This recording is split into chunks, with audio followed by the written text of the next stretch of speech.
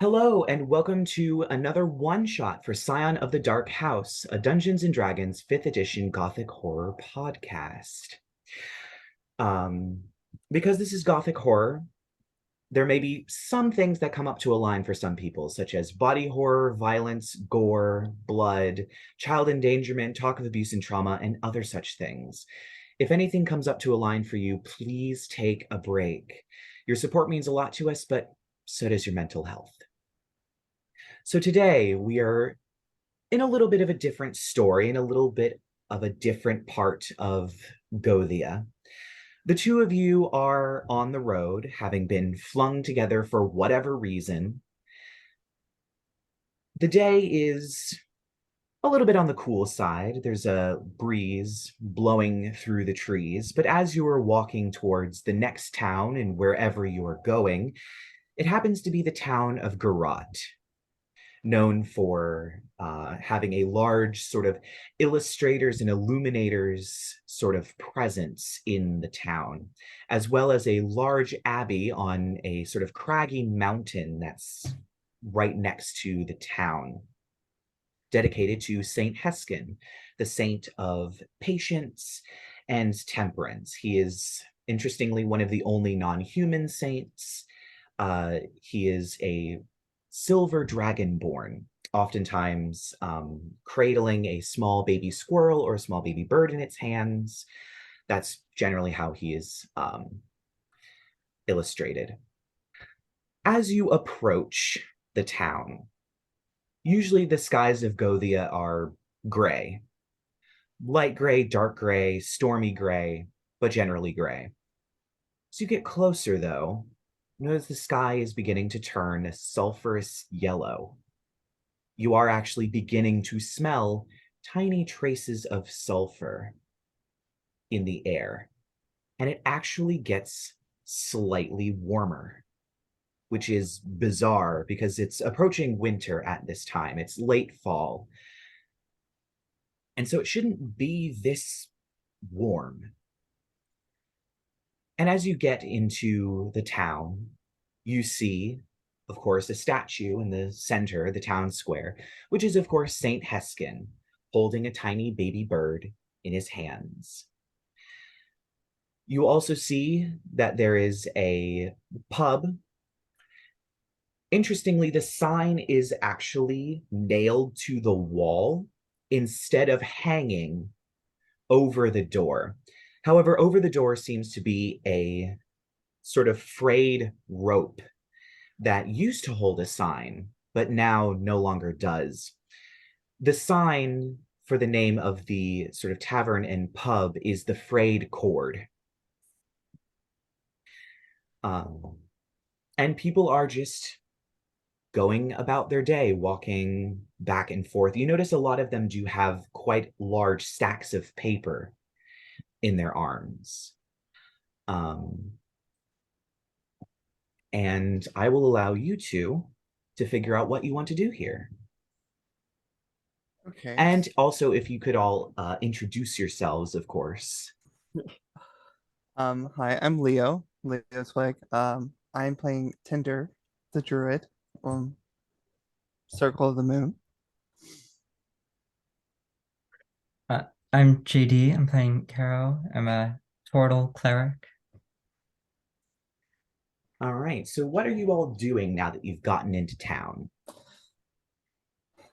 Um, okay. Well, I suggest since we've been traveling, we should probably get a drink. I would never say no to that. Let's swing by the pub. Yeah, let's do it. It looks You, quaint. it is rather quaint. It's also rather small. This is like a small sort of mountain town. So a lot of the buildings are rather small. And as you go in, Mhm. at the bar, there is a half elf who is cleaning a stein and kind of getting things ready. It's early in the day, so there aren't a lot of people there. Most of the people that are leaving or are there are finishing up probably some sort of breakfast or brunch. You also notice on the shelf is a sign that is leaned up. That was clearly the sign that was um, hanging over the door. It seems that the pub has been renamed. The sign that is leaned up against the wall on one of the shelves is the creaking rope. Um, and so as this half elf is cleaning, he looks up and, well, good morning to you. You wouldn't happen to want a drink this morning? It's a bit early, but I have no, I have no problems pouring a drink for you. Definitely one for me, and one for my All friend as well. It's been a right, long journey. We need. all right, certainly. And he kind of pours you both a nice heady ale and sets them down on the table in front of you. Um, and he just sort of keeps cleaning his sort of steins and glasses. And so, what brings you all here today? Moving through, staying a while? Um, always moving, always traveling, looking for the next day's work, you know? Seems that there's always something happening in every town we go through, and I feel like Yeah. one's bringing some interest to like some. Yep, there seems to be always something happening in every town. Um, and at this point, his demeanor kind of changes a little bit. And he kind of leans in and he goes, if I were you, I'd be out of here by nightfall. Just saying. Can I ask why? Well, and he kind of leans over and kind of looks around, actually looks out the window. We're having a little bit of trouble with the monks and the nuns up in the Abbey of St. Heskin. They've gone a little crazy lately. I don't know what they're doing. There, something is off, is all I can say. But Um, did that start happening before or after the skies changed? around the same time.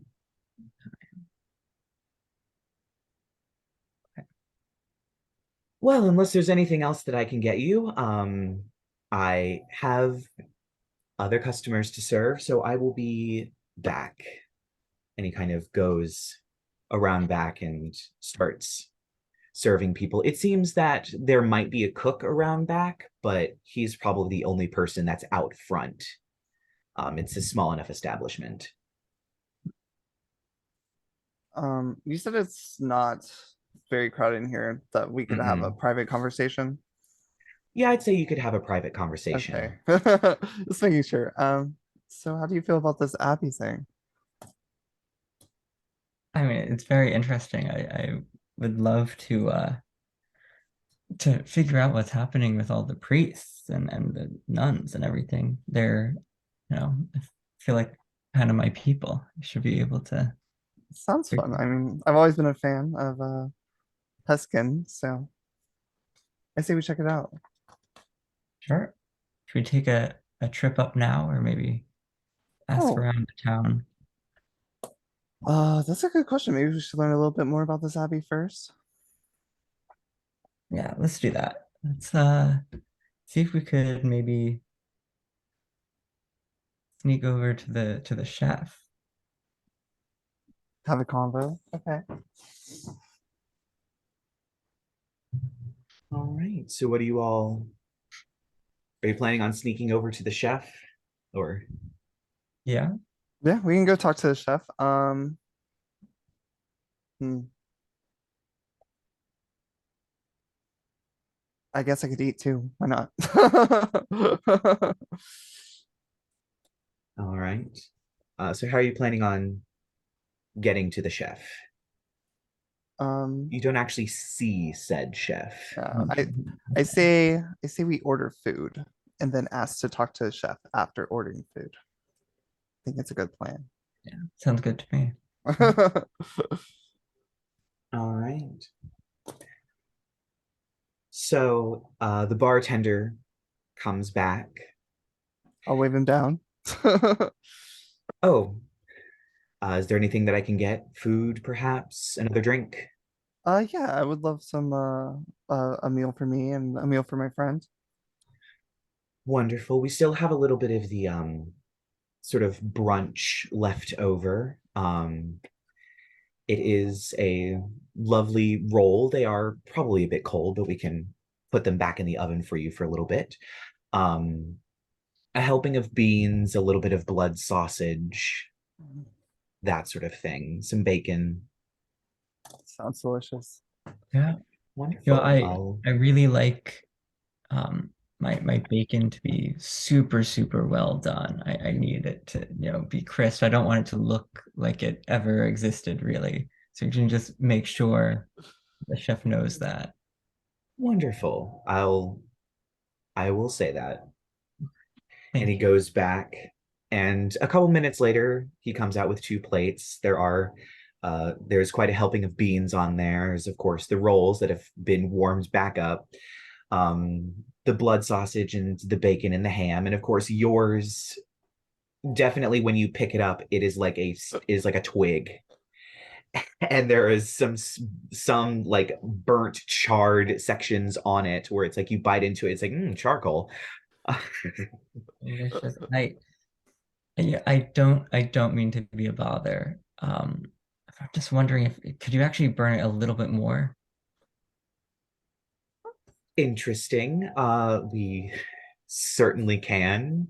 And he kind of takes another plate and puts the bacon on it and walks back, comes back about 2 minutes later. There is significantly more black spots on the bacon. Yeah, I Um, don't know actually if I don't know, maybe there's a communication error. Could I just speak to the chef and that might, fix this. you know what? Yes.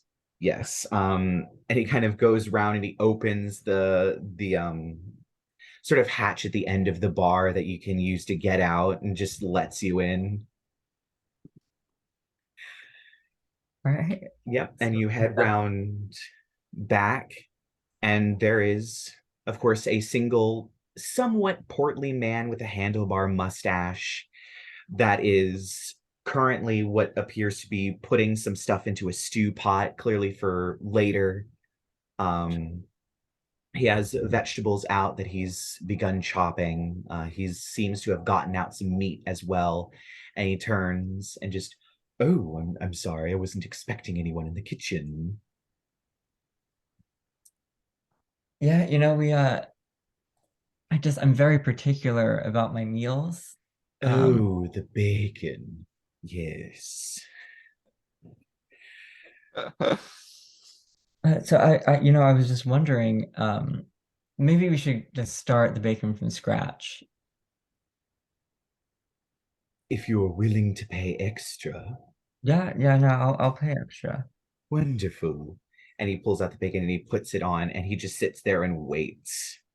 And you can see you don't even need a skill check for this. It's very clear he's very uncomfortable with the amount of time that that this bacon is sitting, sizzling and frying. Like at some point it stops, just the oil stops bubbling. There's no more oil. It's just burning. Yeah, yeah, And no, he's keep just it going. waiting. Yeah. While we wait for this to happen, just making some small talk, Can you tell us more about this tavern? Have you worked here for a while? Yes, I was hired when I was but a small boy. I was hired to clean pots. And look at me now. So you were here through, a bit of the management change. Yes. Yes. When did that happen? Oh, maybe about a decade ago. Hmm. That's when Alexandre bought out the pub. Um, but that's about it. Nothing too exciting. Who's Alexandre is Oh, around? he's the barkeep. He Oh, owns the place and mans the bar. I cook the food. interesting. All right. It's very, just a He flips the two-man. bacon. It's like just jet black on the other side. If you've ever worked in food industry, you could just feel this guy's soul breaking. You can actually see like a little tear forming in his eye as he watches this. Probably not. It looks like slightly higher quality bacon. Like he spent a little bit of extra money on it, and he's just watching it just turn into charcoal. It's just. Oh. Is this done enough for you? Um, I don't think so, not yet. I think a little more time. While this is happening, I feel like I wanna get more information out of him. So um, I'm gonna use a spell. I'm gonna purify the food while he's not looking, so that it is no longer burnt and disgusting. It gives us more time. Oh my goodness. This poor man. I'm gonna roll something real Oh, quick. okay. Yes. As he's kind of like tapping his fingers and kind of looking around, he looks back and he watches his like a little bit of what black was left disappears, and it's now just well done bacon as he stares at it for a moment. You weren't here about the bacon, were you? He rolled a very high insight check. Very nice. This isn't about the bacon. Yeah, well, we were really wondering if you could tell us a little bit more about what's going on in this town. It seems a little odd. Papers in the sky. Well, Yeah, the what papers are is with the natural. papers? Well, we have an illuminators guild here.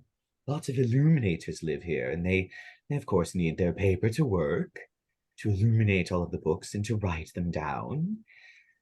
I mean, we have the printing press, but people don't quite trust it, at least not for holy books. Hmm. What? Novels, it's fine. Holy books are something different. Hmm. And the sky? Oh, What? yes. Yes. They've gone crazy up there. It's very hard to talk about it. It seems like they have eyes and ears everywhere. Something strange is going on. Definitely. They barely come down. Has it always been like that? When did this happen? No. It happened maybe 6 months ago. Around, perhaps.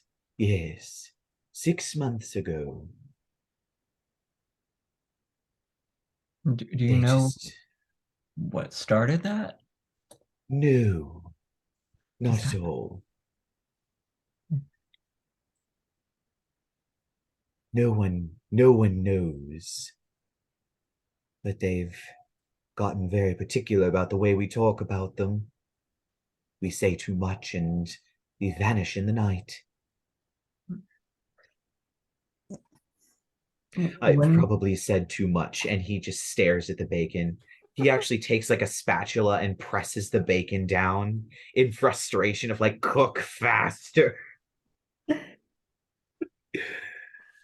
uh, um did the mistrust of the printing press start around the same time too? Oh no, that's been going on since it was invented. We don't read much, so I guess I didn't know about Hmm. I can tell. Maybe then you wouldn't want your bacon to be completely black. You might have more refined tastes. This man is clearly frustrated. Oh, the shots fired. I hmm. Maybe we should save this man from his misery. Just take your bacon. I reach and I grab the bacon straight off the fryer and shove it into my face. There is a sigh of relief as he, well, unless you have any other pressing questions, I have vegetables to chop. And he pulls like a giant knife and begins chopping the vegetables while making direct eye contact. Oh. Maybe we should get out of We here. should probably should go. Yeah, that's probably a good idea.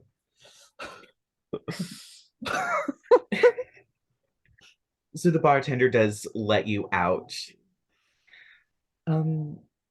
Well, hopefully you had a lovely conversation with the chef. Seems you've resolved that. It will be about 2 silver for the meal.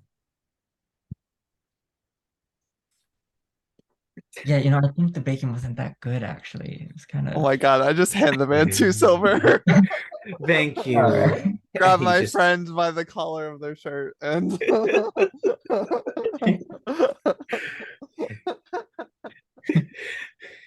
If you would like to make a perception check, you may. I would. yeah. Okay. Yep. Um D20 plus your perception. I got 13, so mine wasn't great, but not bad. I got an 11 plus.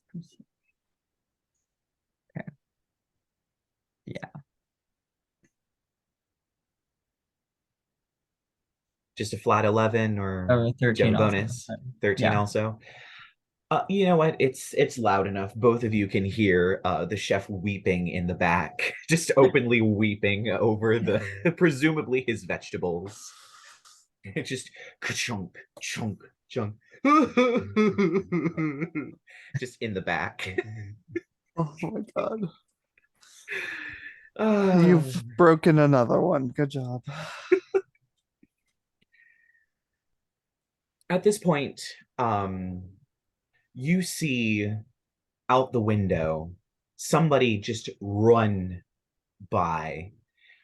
You hear raised voices turning into shouts, and then finally a scream as you just hear someone, a very deep voice, just shout, "Where's Sister Maria?"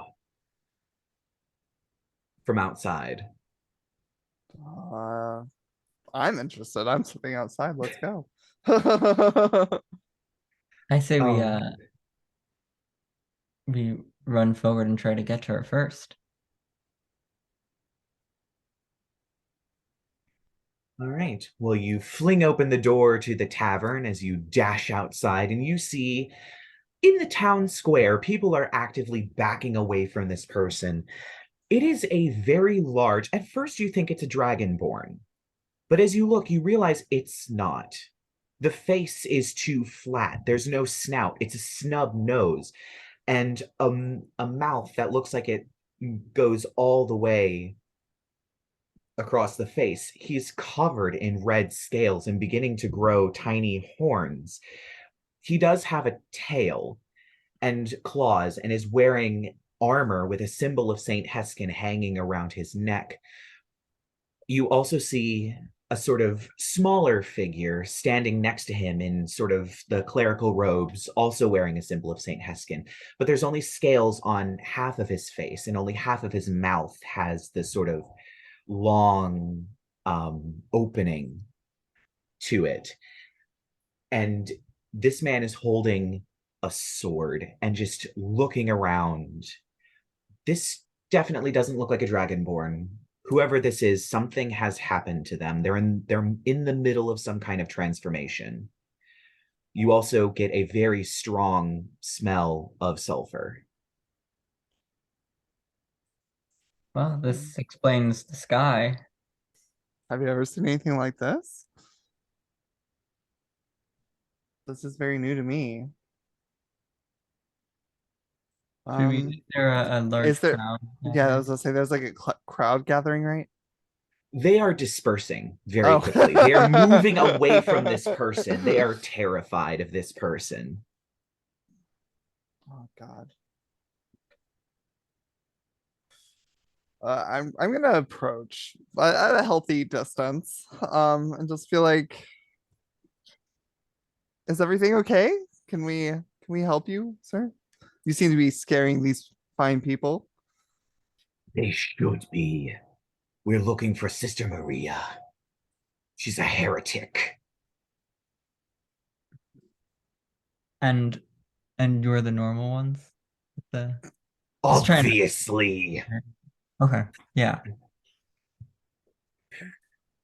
What did she do? She fled after saying blasphemous things about Saint Heskin. She fled. We are to hunt her down. I feel like that's very aggressive. What needs to be done needs to be done. She is a threat to our order. Hmm.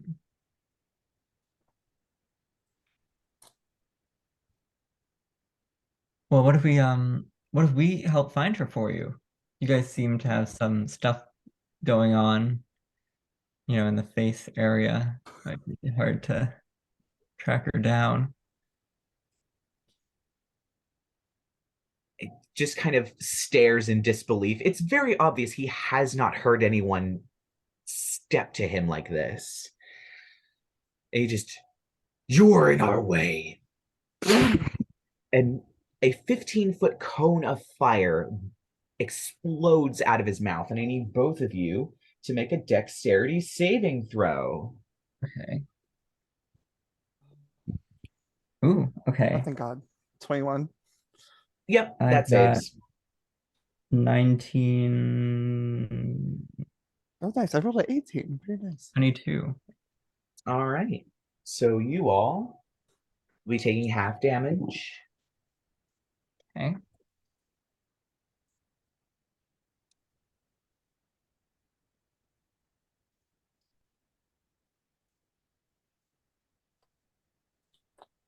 So you'll take 11 points of fire damage. It was 22, but you'll take 11 points of fire damage as this cone of flames just washes over you.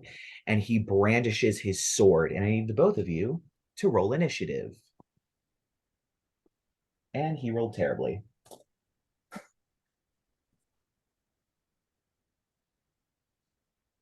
Okay. 14. I got 14. 19 again. 19 for Kero, 14 for Tinder, sorry. All right. So that means, Kero, you are going first. Okay. Um, I am going to feel like if he's using.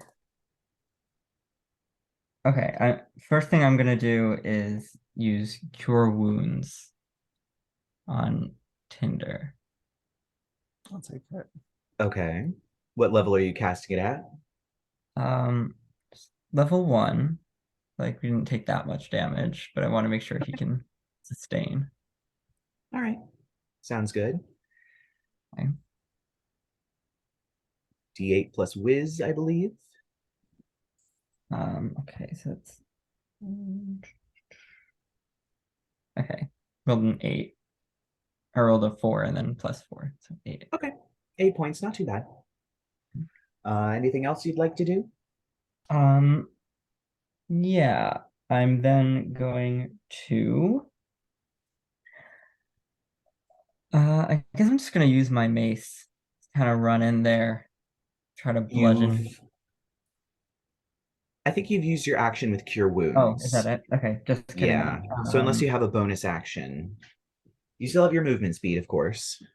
Okay. Well, then in that case, I'm just gonna kind of fall back, hide in my little shell. All right, fair enough. So next up is Tinder. How far away from him am I? Somewhere between 10 and 15 feet because he was able to get you with his breath Okay. weapon. Okay, so I'm going to turn. It looks like I'm about to run away. I'm gonna turn, go about 5 feet. You see me running. All of a sudden I jump. I'm gonna bonus wild shape into a tiger. You see me land on my front paws, do a spin. I need a good, I need a 20-foot run. So we're gonna Exit. Yep. charge and get a nice little pounce on this friend of ours. All right. So I'm gonna try to hit him first. He needs to make a Mhm. strength save of 15 if I hit. Yes. Where is this attack? There we go. Bite. 18 to hit. Ooh, that is just enough. You Oh, do hit nice. him. And so a strength save. Okay, never mind. He rolled a natural 20 on that saving throw, so Oh, he stays okay, so up. he's fine. Yeah, he stays up. So for damage, it'll be, oh my gosh, 21 damage? That can't be right. Oh no, 9 piercing damage. I hit the Okay. wrong button. I was about to say, I was like, that can't be right. ooh, that's a lot. That's a mean old tiger. Uh, All right. Anything else you would like to do? that's it. I'll just hang out there. Nice little. Wow. All right. So next up is the little priest guy who is going to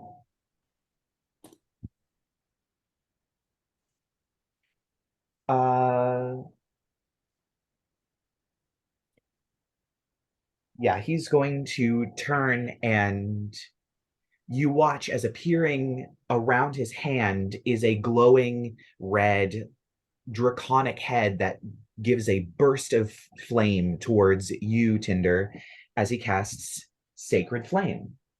So I need you to make a dexterity saving throw. Oh no, Kitty, why? 10. That is definitely not enough. Yeah. So, one moment. It's been a while since I've used Sacred Flame. I think it's a D8.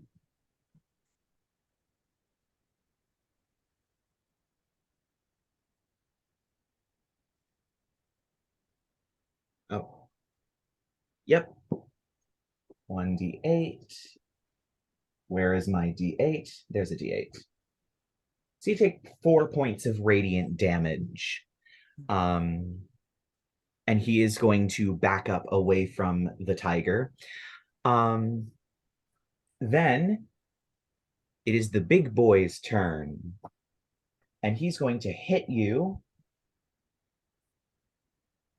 with 2 attacks. Just give me in your tiger form. Oh, well, that's a 5. AC is 12. Nope, For the tiger. doesn't hit, only gets a 10. Oh, dodge, Um, dodge. Good kitty. and now it's a 15. That hits. And he's only using it one hand, so it's only a D8.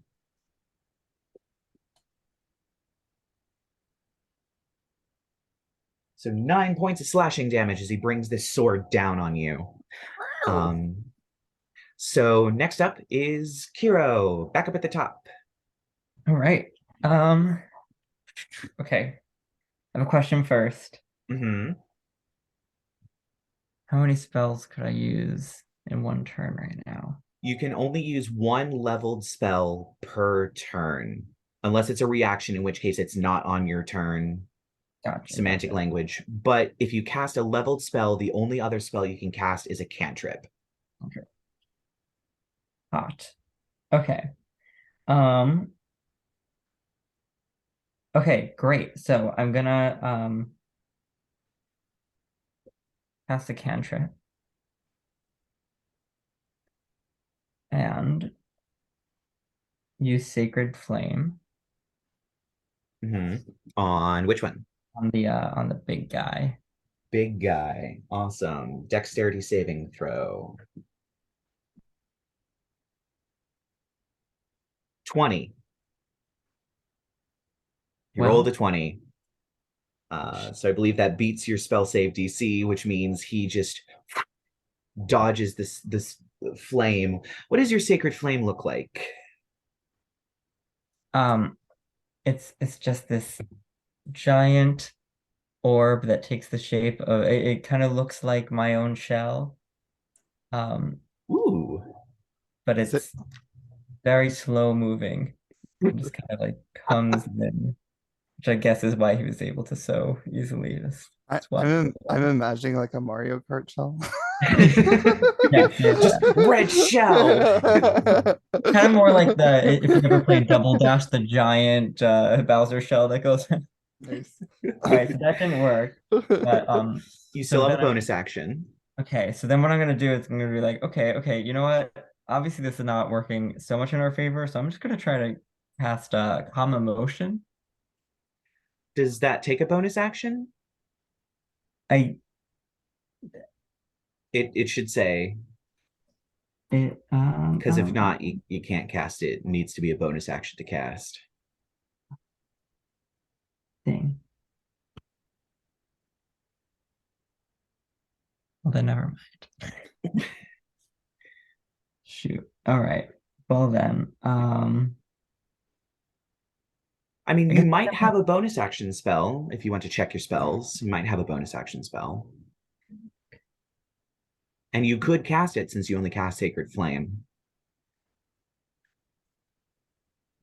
yes. Let me see this. Sorry. I'll look through these. Oh yes, you know what? I have Healing Word. It's a good bonus action spell. Yeah. All right. But Yeah, not I'm a gonna much use bonus Healing action. Word. I feel like Tinder is taking a lot of the damage here. So I'm just gonna, stay in the back and I grab love it. a little. I mean, fair enough.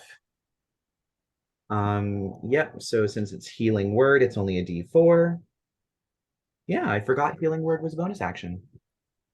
So yep, it'll be Well, 1d4 plus your wisdom. so then that is an 8. Thank you. All right. So now it is your turn, Tinder. You have just been hit with a sword. I'm gonna try to bite the guy. It's not very cool. Oh no. Uh-oh. Not one. Oh no. Yeah, you go for a bite, but he lowers his arm to get you, and you clamp your jaw around this arm. You hear the armor kind of bend and crunch a little bit, but you pull away as your teeth hurt for a moment, and you kind of reel with the pain of it, but seems to have done nothing. That's my turn. That's all I got. All right. So next up is the little guy.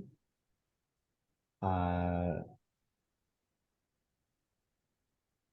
yep, he's going to cast a spell on himself and his friends. They glow with a strange sort of reddish light for a moment, and it hangs over their holy symbols.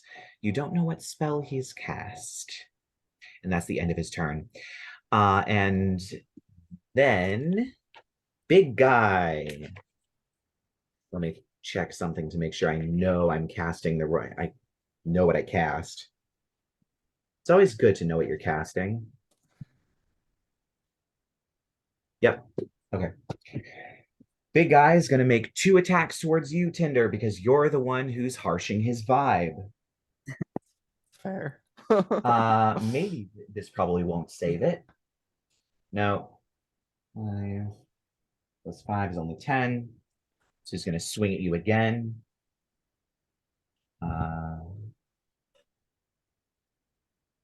Does a 21 hit? Very much. All right. So he, once again, he's only using it one-handed. So that's 7 points of slashing damage. Once again, he brings the sword down on you. And we are back up to the top with Kero. All right. I am going to, I don't like this red thing that's happening on them. So I'm going to cast spell magic. Use my 4th level for that. Yep, it goes down. You don't know what it was, but it goes down. All right. I think that's all I can do. So All right. So now we're with Tynder. You have just been hit with a sword again. My life. Okay. I'll try another bite attack. Man, this is not working out in my favor though. Oh, there we go. 21 to hit. Yep, that hits. Oh, thank goodness.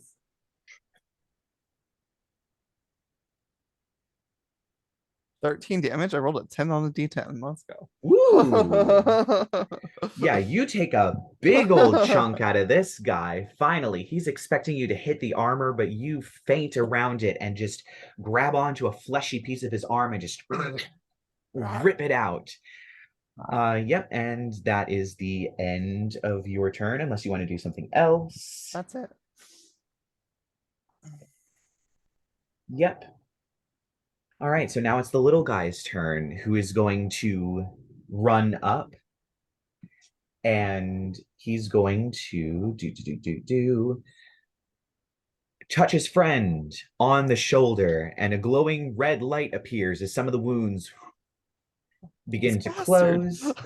He casts Cure Wounds. Oh, that's entertaining. It wasn't that much. Did you roll a 1? Yes, I did. Oh no.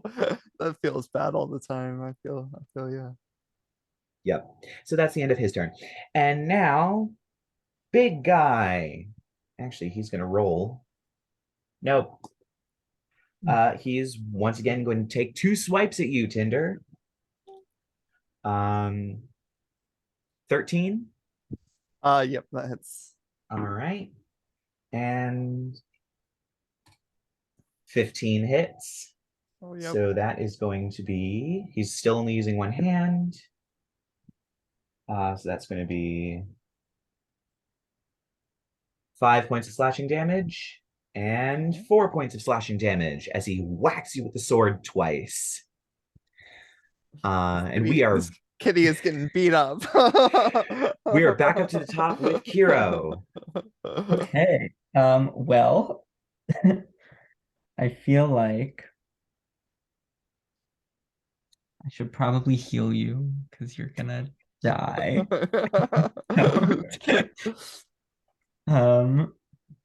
But let me see what I can actually use for this.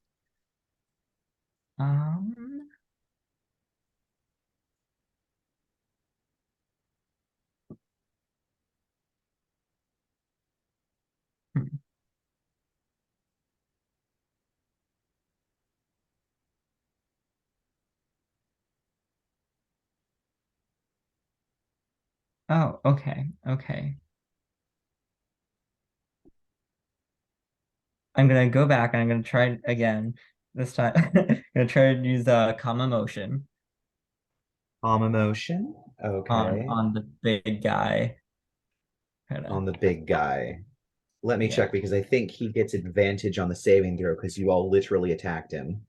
So he gets advantage on the saving throw, I believe. Oh, it's a 20-foot radius sphere, so you can pick. Oh yeah, I forgot you can do like a crowd of people. That's a nice Yeah. spell.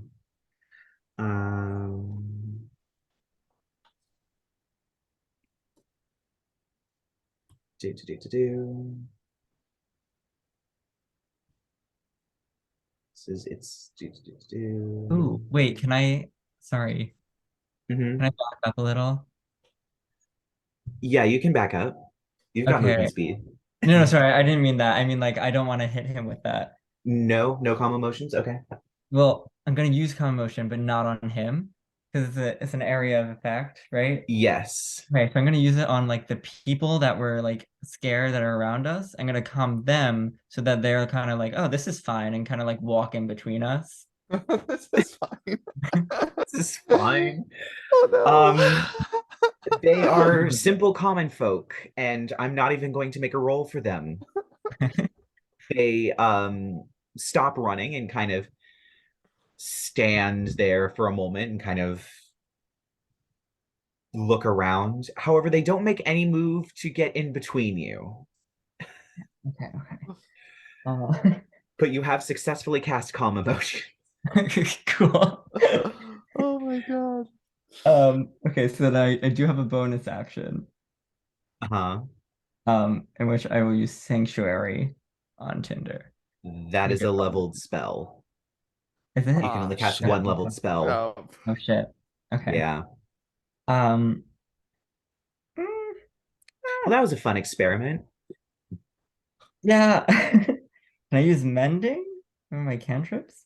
That costs a minute. That's a minute casting. You can I will let you stand there and cast mending for a minute. Also, mending does not heal. Yeah.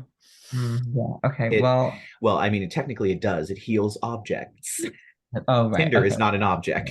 So we're gonna not do that then. Sometimes.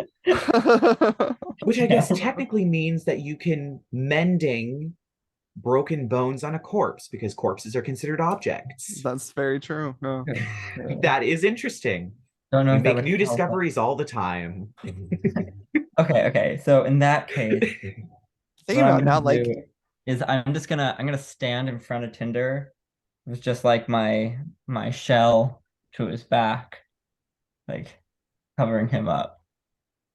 That my turn there. Okay, that is interesting, seeing as how Tinder is right in front of Big Boy because Yeah, he's well, been I don't want melee him to get hit attacking. again. He'll die. I'll be fine. All right. So then yep, you move up and just kind of try and interpose yourself in between uh Tinder and the big dragon fellow. Um and it is now your turn, Tinder. Okay. Well, I guess biting seemed to work last time. Let's do it again. Yep. Oh, these dice, they give and take 11. That does not hit. Once again, he clocks you in the face with his arm that has a sort of gauntlet on it.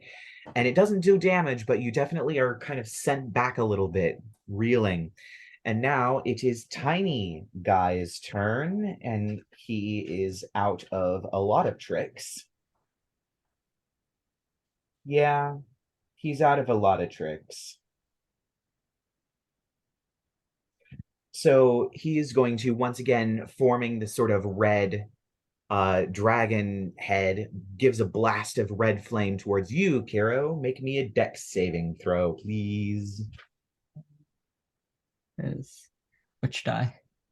D20 plus your dexterity saving throw. Oof. Okay. Well, I rolled an 8 and I have -1, so that's a 7. Oh no. Oh dear. Okay. Yep. You get hit with the sacred flame. Hmm.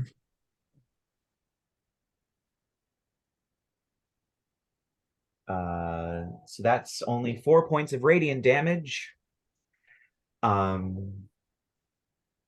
However, big guy now.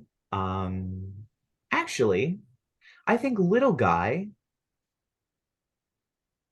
is going to back up, which means I think would technically mean that he is within your reach, Tinder, as he begins to back up. You see an Hey. opportunity. Let's go. Oh, nope. I rolled a 2. 7. Oh no. Yeah, you get a mouthful of cloth and rip off a bit of the bottom of his robe as he backs up. I'm gonna go burn these dice real quick. I'll be right back. All right. So now it is Big Boy's turn, and Big Boy is going to split his attacks once against Tynder and once against Kero. So we'll start with Kero. Only rolled an 8 plus 5. Does a 13 hit you? I don't think so because of your giant shell. Go shell. He just whacks you on the shell and then goes for the tiger, which is very obviously easier to hit. And rolls a 9. He's not doing too hot. Ah. As you kind of Relatable. nimbly dodge out of the way as the sword comes down. Ah! And is back up to the top with Kero. You are now within melee range. If you would like to use touch range spells or melee attacks, you can. Ooh, hot. Okay. Well. Yeah, you know, I think I'm gonna use my mace and try to hit the little guy this time. The little guy Or has he's moved not. 15 feet All right, okay, so never away. mind. Never mind. I'm hitting the big guy then. All I'm right. trying to just like mace him right in the face on the prettier side so that it matches. Well, he's got scales on both Oh, sides. he's the He's both got one. two bad sides. Okay, well, I'm gonna make one of the sides worse. D6, right? D20 to hit. You A gotta hit D20, him okay. first.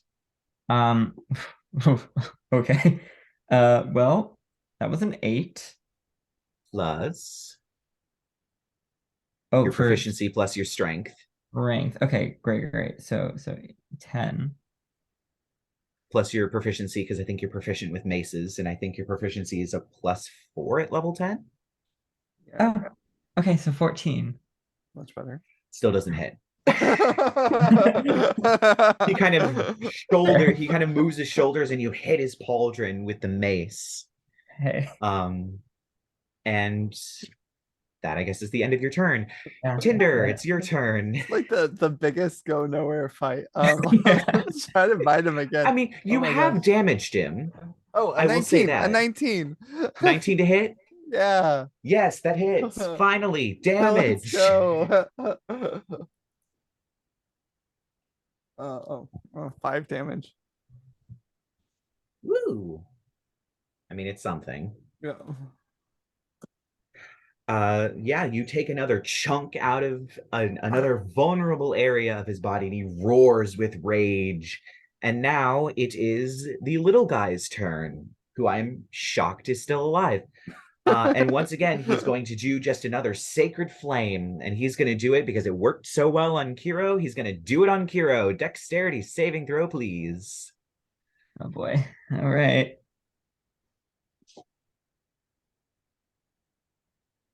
That's a D20? Yes, plus your Okay. dexterity saving throw. Okay, Whatever that so is. 17.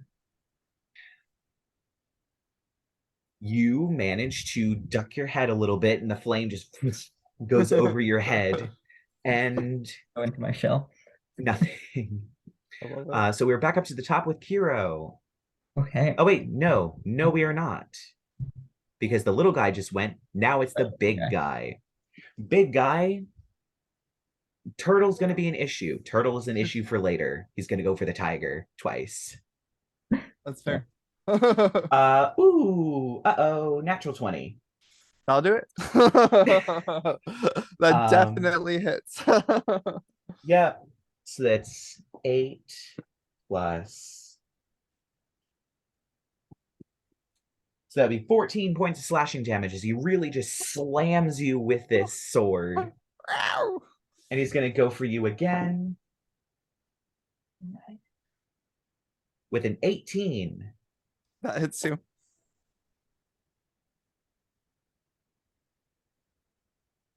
That's 10 points of slashing damage. Oof. And you see the tiger just revert back to my poor druid. How many hit points do you have left? Well, now I have a lot. The tiger's Druids dead. get multiple Yeah. health bars. Oh, okay. Yeah. When I'm an animal, I have a whole new health pool as the animal. Yeah, what happens in wild shape stays in wild shape. So effectively, until 20th level, druids have 3 hit point bars. Yep. All right. So it's basically as if nothing happened. So we're all in the same place.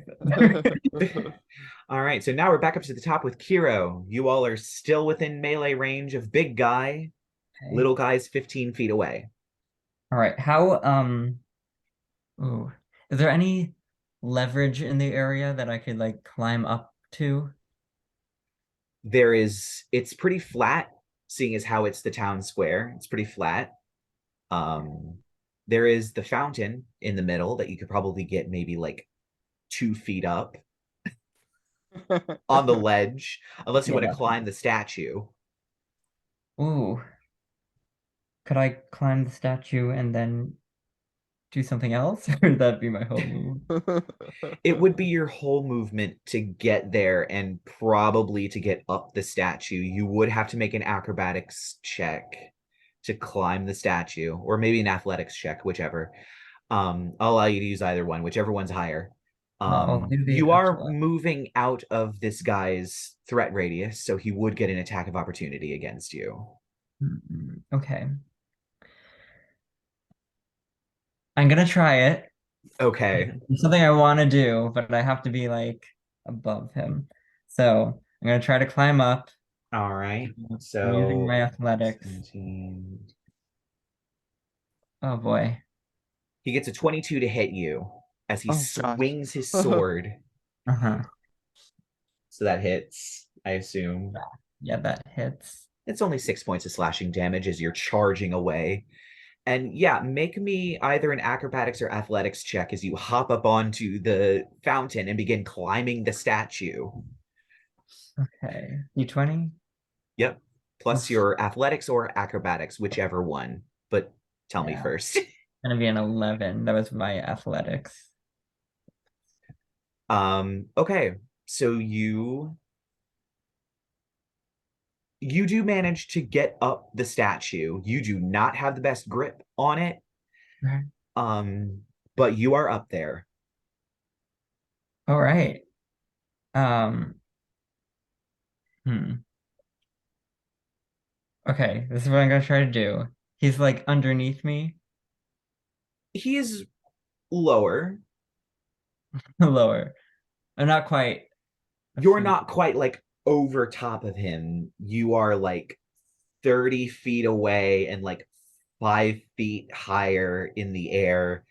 If you were to actually like measure, his head would probably be like maybe somewhere, the top of his head would be somewhere near your torso. The statue is not very tall.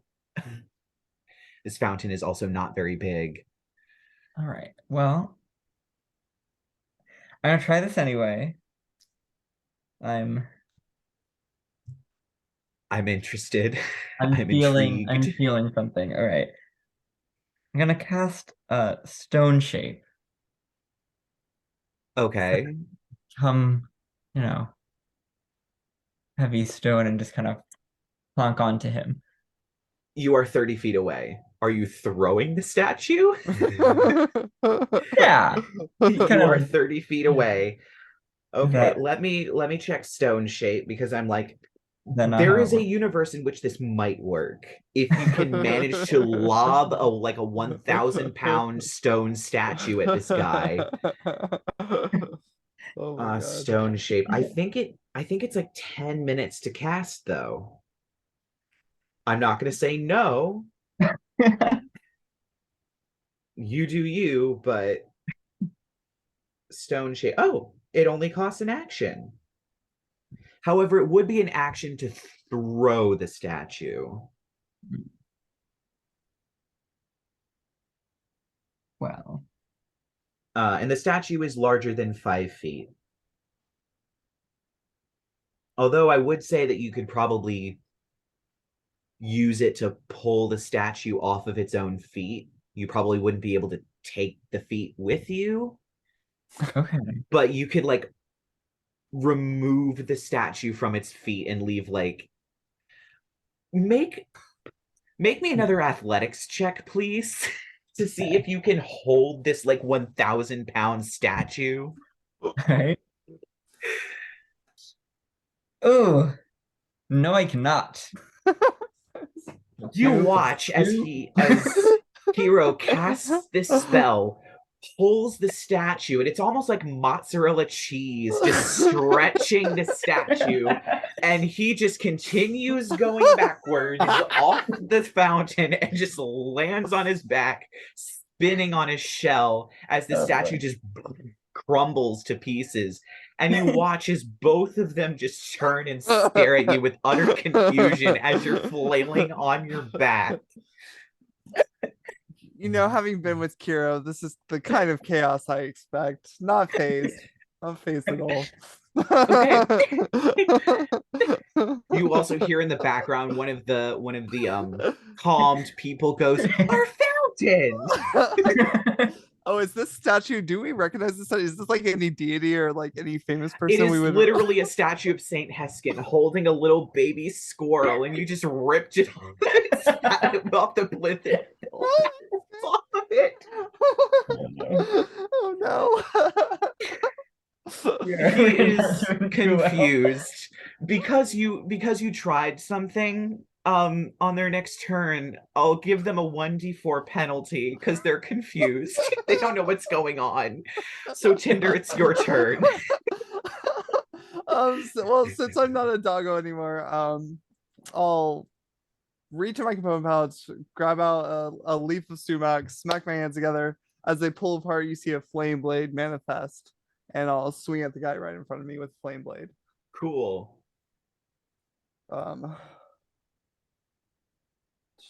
15 to hit? That does not hit. Great. As he parries away the flame blade with his arm. It is now Little Guy's turn, and Little Guy has barely any tricks up his sleeve. But he is going to just turn to you, Kero, and just go, "Blasphemy!" Oh no. Sacred Flame. I So forgot dexterity saving throw, please. that's their saint. Yes, it is. You just broke their saint statue. So yeah, dexterity saving throw. You are prone, so you have disadvantage. Which means you roll twice and take the lower number. Gotcha. Okay. So, oh boy. Oh, okay. That's not bad. I got rolled 17 and 18. So Okay. 17. So Nice. somehow, as he hurls this flame towards you, and you're wobbling on your shell, spinning, he manages to perfectly thread the needle and miss you entirely. By the grace of whatever deity is watching over you, which probably isn't Saint Heskin at this point. He's just no in the corner. All right, so now it's Big Guy, and Big Guy has a 1d4 penalty, but he is still going to attack you, Tynder, because you're harshing his vibe. He rolled, that's only an 8. Now it's a 4. And he rolled a 4. And he got a 3. He just swings at you twice, completely misses you. He is still utterly confused, and we are back up to the top with Kero. You are prone. If you would like to stand up, that would be half of your movement speed, so you'd have 15 feet left. Okay. Yeah, I'll stand up. You wobble to your To a little feet. turtle, like And just kind of swing back and forth until I get there. And then, oh, are either of them in my range? Depends on what spell you're casting or what you're doing. For if I were to use, I would say Big Guy is 30 feet away. Tiny Guy is 15 feet away because he moved 15 feet away and used 30 feet to get to the fountain. So Tiny Guy's 15 feet away. I have 15 feet, so then I'm going to use my claws against him. Cool. Roll an attack roll. He's only wearing robes. He should be easy to hit. All right. Should be is the operative word here. I rolled an 11. You hit him. He had an Okay. AC of 10, so you Oh just my walk gosh. up and just slap him with your claws. Roll damage, please. Okay, that is 1d4 plus strength. Oof. All right. Well, I rolled a 1, but I get 2 plus 2 on strength, so 3. Yep, okay. You smack him with your claws. This guy definitely doesn't have a lot of hit points because you just cut through his flesh like butter with Oh your my claws. gosh. He is bleeding profusely and he just, ouch! But he is still standing. Is that the end of your turn? Yeah, I think so. Okay. So now we're back to Tinder. I'm gonna try my flame blade again. All right. Oh, there we go. 22 to hit. That hits. Um, ooh, okay. 10 fire damage, Sadly, I must have that to 5 points of fire damage which because he's makes resistant sense. to fire. He did fire cone us. Yep. So now it is, yep, it's little guy's turn. Little guy is gonna back away from you, Kero, Okay. and he is hoping to do something as he's beginning to once again the sort of dragon head form around his hand as he's backing up. You do have the ability to take an attack of opportunity. Oh, okay. Well, I will do that then. All right. I'm assuming you're using your claws, or do you want to use your mace? I'm gonna use my claws again. All right. Sounds good. So make an attack roll. All right. Okay, well, that was a 3. Plus,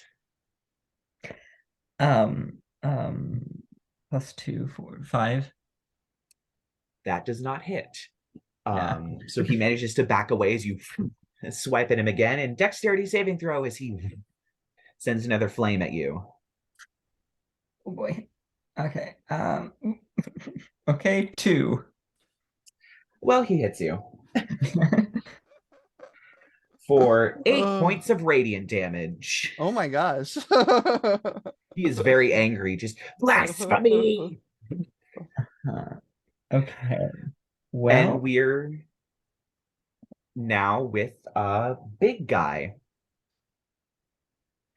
who, yeah, once again, he's going to make 2 swings against you, Tinder, because you are in his space and he can't really use any ranged options. Does a 14 hit you? No. Cool. 18. Well, I got a dirty 20, Okay.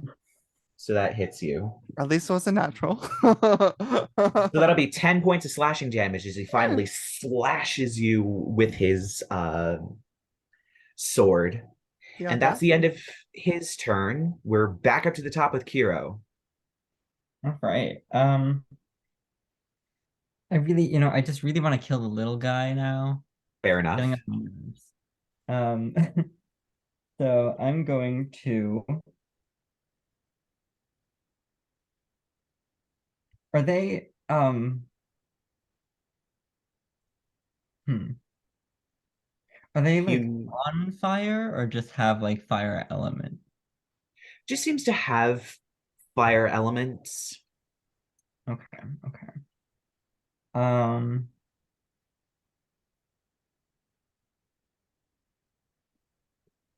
all right, I'm going to hope that this is something I can do. Let's see. Um, I'm gonna use create water and just Okay. like drench him with water. I love it. I'm loving the chaos. Um, and then if I can I also attack or no? No, that attacking is generally an action. Yeah, So you have okay. to choose if you want to attack him, you can attack him. If not, also he's not on fire and he hasn't dealt fire damage to you. I will say that.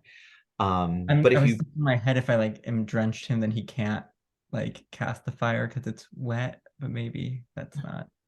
That's not really how it works. Magic isn't gunpowder. Yeah. All right, So so I he can won't still do conjure that. fire. If Okay. even if he's wet, he can still conjure fire unless he's underwater. Okay. Um, Well, all right. I would In say that you would case, know this. yeah, no, no. Okay, in that case, ooh, okay, so I'm going to, I'm gonna create a duplicate, Awesome. um, to kind of like surround him. I'll be on both sides of him. Okay, so you're moving up to him and duplicate is appearing on the other side? Yeah. Okay, awesome. Okay. And then I guess that's all I could do, right? If it takes your action, then yeah. And that would be one of your channel divinities. It would be. Yeah, I'm gonna do it. All right. So duplicate appears and he kind of looks back and forth between the two of them, clearly a little confused. And we're back with Tinder. Okay. How far apart are the two enemies? You said they're like 15 feet apart from each other. Yeah, they're about 15 feet apart. So the second one's like 15 feet from me. Yeah. Okay, I'm gonna cast Thunder Wave at level 2 to try to just hit both of them and just take care of this little guy at the same time. But they have to make con saves. A con All of right. 16. All right. Little guy is probably going to fail. Little guy is probably going to fail. Little guy failed. So 10 damage on a fail, 5 damage on a success. Well, he failed, so he just there is a wave of thunder and he's just thrown to the ground. You definitely hear some snapping bones. He is dead. Little guy is dead. Big guy also failed. So he takes 10 Oh. points as he is shaken by the thunder. And he Um gets pushed 10 feet back. yes. He doesn't get knocked prone, does he? No, just 10 feet back. Okay. As he slides across the floor, just a little bit definitely angry. So if that's the end of your turn. I'm gonna run up and stand next to Kero. Just like flame sword ready. All right. Um, so big guy, nope, is going to kind of he takes a deep breath Oh no. and you see nothing. And he Oh, just thank goes God. and then charges you. And he's going to make a swing at Tinder, and he's going to make a swing at you, Kero. However, I'm going to, because he was not paying attention, I'm going to roll a D100 to see if he picks your duplicate or if he picks you, because he was not paying attention. He swings for the duplicate. Nice. So for you, Tinder, 22. Hits. And then for the duplicate, 21. All right. So it's 4 points of slashing damage for you, Tinder. And 6 points to the duplicate if the duplicate can take damage. I don't know if it does. I've literally never run a trickery domain cleric, so this is interesting. I think if you hit it, it gets destroyed. I think. Yeah. Maybe. I'm not sure. I am also not sure. Let me see what I hold up.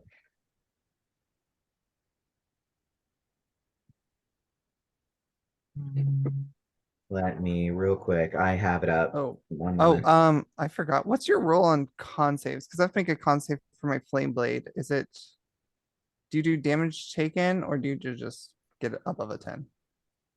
Half damage taken, Okay, cool. We're good. unless it's lower than a 10. Okay, cool. It says the AC equals 10 plus your dex modifier. Oh, so he definitely hit it then. You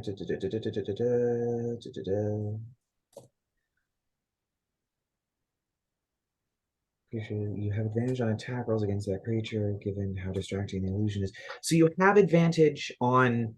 Actually, no, it doesn't get destroyed. It stays for 1 minute, and you have advantage on attack rolls against this creature, against big guy, because he can see both you and the illusion. Nice. But there's nothing about hit points. There's nothing about it. It just passes through. Okay. So he is now aware that it's an illusion, but you still have advantage on the attack rolls because the illusion itself is distracting. So yeah, he deals no damage. And we're back up to the top with you, Kero. This Cool. guy's still up. He's looking pretty badly hurt. He's bleeding a lot from big old bite wounds. Hmm. Alright, Kira, maybe we shouldn't just like flat out kill the guy. Maybe we should just knock him out. Yeah, that would probably be the best. I mean, I feel like we could get some information from him. Let's try this.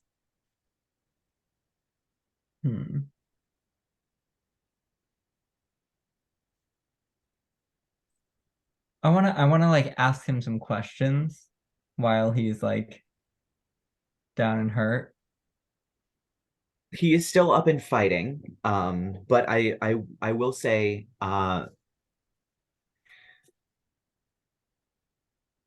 yeah, speaking is a free action, but you're only getting one question. So I'm not going to let you have a full conversation with this guy because he's going to continually try and attack you. Okay. I'm trying to think of how I can. I don't want to kill him, but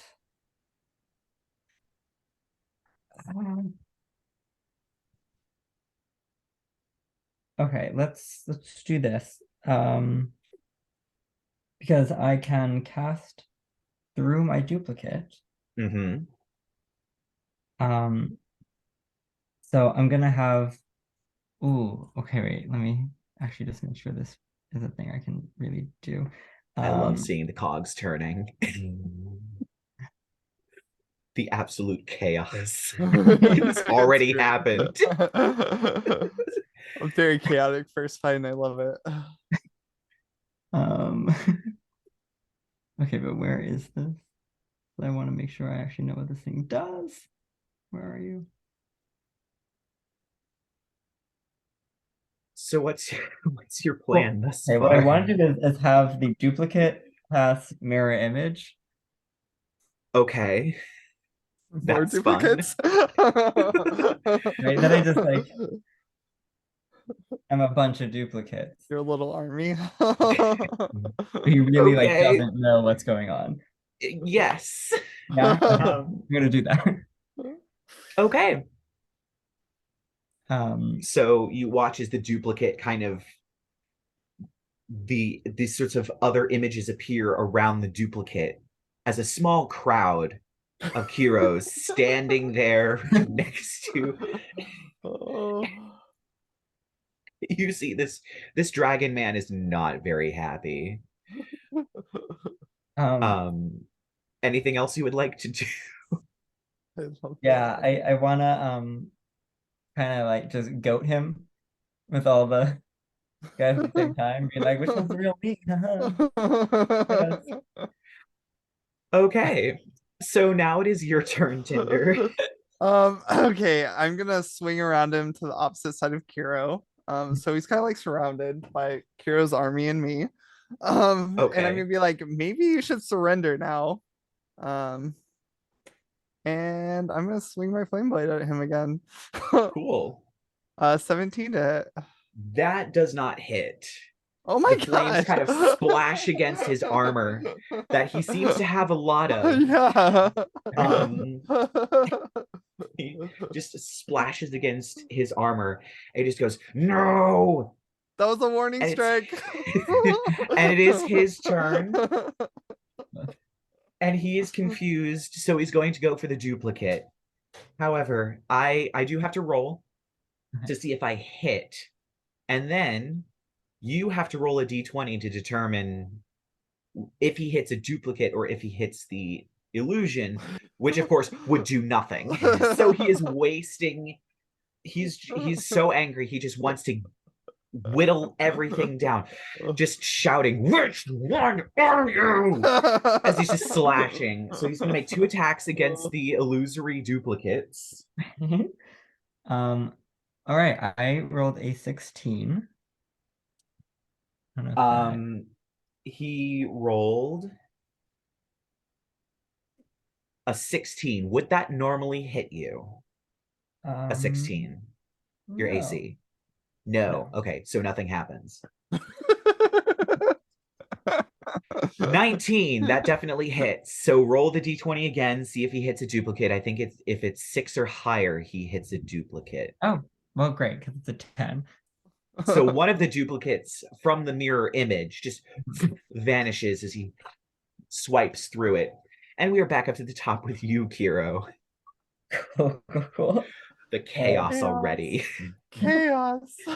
It would be like, all right, dude, like if you're not gonna back down, we're gonna have to, mess you up. So I'm gonna use my claws again, do some slashing damage. And All right. I don't know, do my duplicates and illusions also slash, or is it just No, not unless you make your duplicate do it too. And then if your duplicate does it, illusions do it? yes, because it's Okay, mirror well then image. that's what I'm gonna do. So my So duplicate's gonna use his claws and slash, and then so are all 4 Keros all slash at this guy. You do have advantage because both you and your duplicate are in view of this guy, so you have advantage. So roll twice and take the bigger number. He has no idea which claw to dodge at this point. All right, well, these are good rolls right now. All right, well, I got 11 and a 19, so take the 19 then, yeah. Plus, do I add strength to that or no? Yes, you would add your strength and your proficiency because it's an unarmed strike. So okay, so 19, 20, 21. You hit. Yeah. Once you get up to 21, like yeah. Yeah, he's wearing armor, but he's not wearing that much armor. He's not a walking robot at this point. He does have exposed flesh you can go for. So roll damage. Well, damage is okay, 1d4. Okay, that's a 2 plus. All right, so that's a 4. Yep, so you slash him across the face, and yeah, he's definitely angry that this is happening. He once again roars. So Tynder, it's now your turn. This guy's been on low health for quite a while. I know, this is chaos. What the heck? Does he look like he doesn't look like he's willing to surrender at all at this point, right? No. He's still, yeah, he's just going hard. Gosh. Any control spells at all? I don't want to use a 4th level spell, but why not continue the chaos? I'm gonna need to make a wisdom save DC 16 for me as I cast polymorph on him. Oh my god. Wisdom? Okay, he has no wisdom. He got a 10 plus 0. What are you turning him into? A turtle. He turns into a turtle, and you see this very angry scrabbling at the cobblestone as this very angry turtle is wiggling around on the floor. Oh my god. One of the calmed individuals you see walk over to the dead cleric just laying there, puts 2 fingers on his neck and just goes, "Oh my god, he's dead." as the calm emotions apparently, I guess, still in effect. So for the moment, we are out of initiative. However, of course, you do have to keep that concentration up. And I think Yeah. you can do it for an hour. Okay. But you are now out of initiative. And at this moment, you see running down the road, full tilt, is a nun. Um, as she gets closer and the light kind of hits her, you see that half of her face is covered in sort of golden scales. As she runs up, you see people react very differently when she is running by. They don't back away from her in fear. They kind of look at her as she runs up. Oh my goodness, what's happening? As she looks down at the turtle. I'm gonna point to just like the body on the ground over there and be like, we were Oh, yeah, there was that. yeah. That They are getting bolder, it seems. Um, Um, uh, I'm Sister Maria. oh, oh, they okay. were looking Well, for you, actually. Yeah, I'm not surprised. They've been doing I'm that since I fled. Um, I'm gonna invite Sister Maria to join us in the that little pub we were at. We Yeah. sit down and talk and pick up the turtle just pick up the with turtle. us. I have a little side pouch. I'm just gonna put the turtle in my side pouch. It is now, the side pouch is now constantly wiggling very angrily.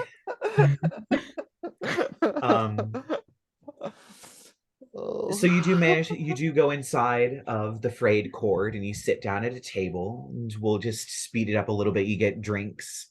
Um, well, I'm assuming you don't know what's going on here.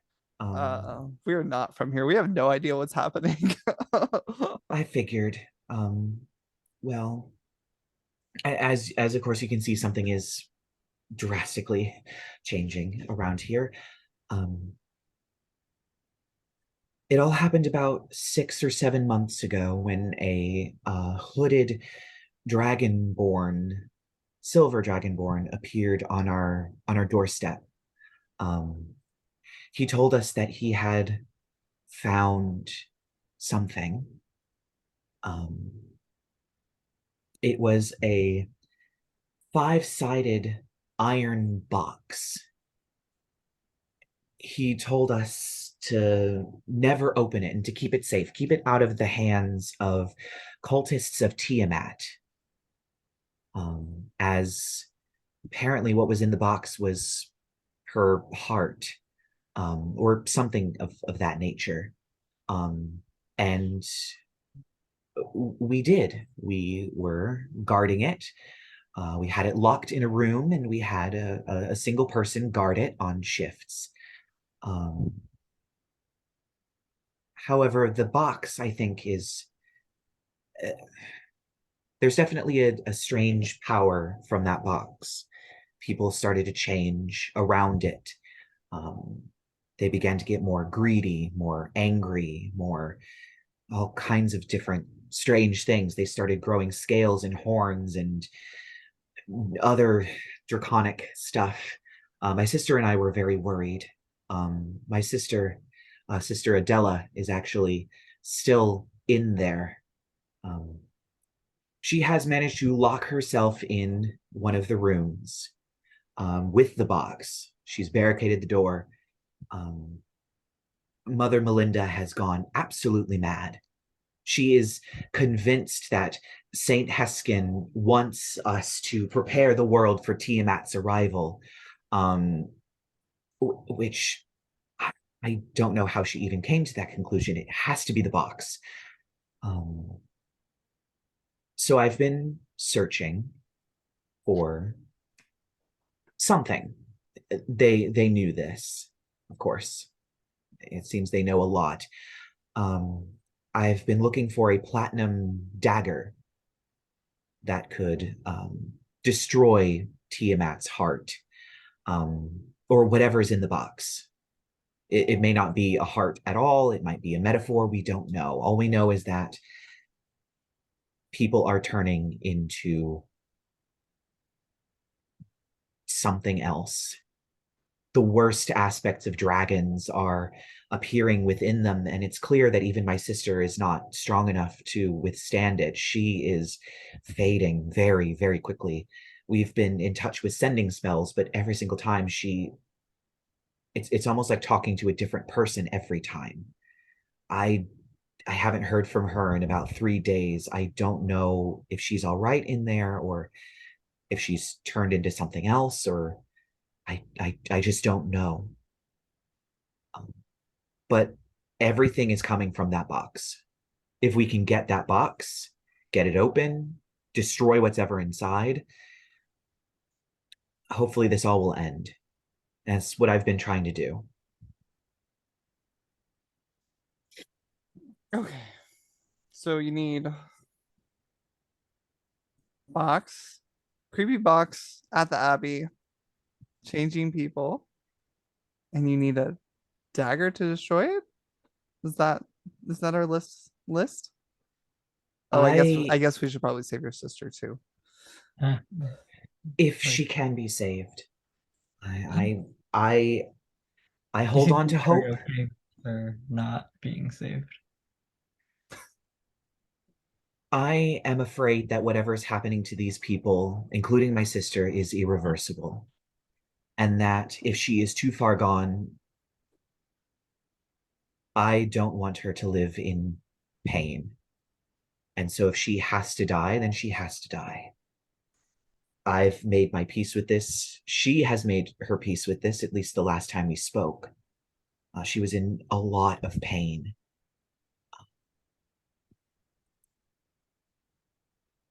Well, I think we would be, you know, interested in helping you, but I think maybe we should talk about it first alone, just so, you know, get on the same page. I mean, I'll go get the dagger if you all can infiltrate the abbey. I can't go back there. They know my purpose. I'll be killed on sight. Um, However, they're always looking for converts. Perhaps weaseling your way in there under that pretense might help. Um, I just need you to get close enough to the box to get it. And if you could take it out of the abbey somehow, or if I can manage to find a way to sneak in, we can put an end to this. If you're willing to do this, of course. I am I have asked some of the townspeople to help me, and they've flat out refused. I'm gonna pull my side pouch that has the turtle in it. I'm just gonna As hand it's it to her and be like, could you take this? Here, take this, go sit over there, give us a second. and she's holding this wiggling side pouch, and she kind of carefully opens it. Why do you have a turtle?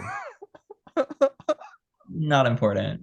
Uh, I just feel like it's Kero's son. I won't ask any questions. And she is like, she actually begins like cradling the turtle as it's like wiggling angrily. She just believes you. She's never seen a turtle before. Um, and she just kind of moves away to let you have a private conversation as she's just holding this wiggling turtle. That terror of when someone hands you their child. She's like patting the bag very gently, trying to calm the turtle, but it's not calm. Oh my god. And yeah, she allows you to have a private conversation. all right. Um, I don't know. Do we trust her? I feel like it, it seems like there's a whole bunch of people that hate her. It seems awfully convenient that only she would know what's in that box, you know, or how to save everyone. That's a good point. I was actually just willing to trust her, but now that you say something like that, I wonder what's in the box. I'm intrigued. Yeah, I say we get the box, but we don't bring it back to her. Maybe we get the box, find out what's in the box, and then we decide. Yeah, that's probably a better option. I also say we bring the baby turtle with us. It's only a baby turtle for like 30 more minutes. Yeah, you feel the time Yeah, ticking just like away as you're sitting there going, what should we do? yeah, I You really feel the spell winding really down, don't and know it what to will do turn with this. back. Yeah, I'm like, I really Okay, in don't know that what to case, do with I this say baby turtle. as thank you for the information from the chef, we give him the turtle to make a wonderful turtle stew. A turtle stew. I do like turtle. This is going places. Okay, great idea. um, oh my god, this is gonna be so horrible. This Um, does seem a little no, it's cannibalistic. fine. I'm not gonna eat it. No, it's fine. It's fine. Maria, you can come back. She kind of brings the turtle back. It won't stop wiggling. He's like that. All right. And she gently and gingerly hands you the turtle back. How's the turtle look? Does it look like dirty, disheveled, clean turtle? What do I we? mean, it looks like a turtle that you just pulled out of the river. Okay, cool. I mean, oh God. I'm gonna call the bartender over. Yes. How can I help you? More I'm gonna, drinks? I'm gonna hand him the turtle. Could you have the chef prepare this as a meal for us? Super burnt, please. Sure. And he takes the turtle. And as he stands up to walk away, once he's like 10 feet away or so, I'm gonna grab Kero and be like, we need to go, like right now.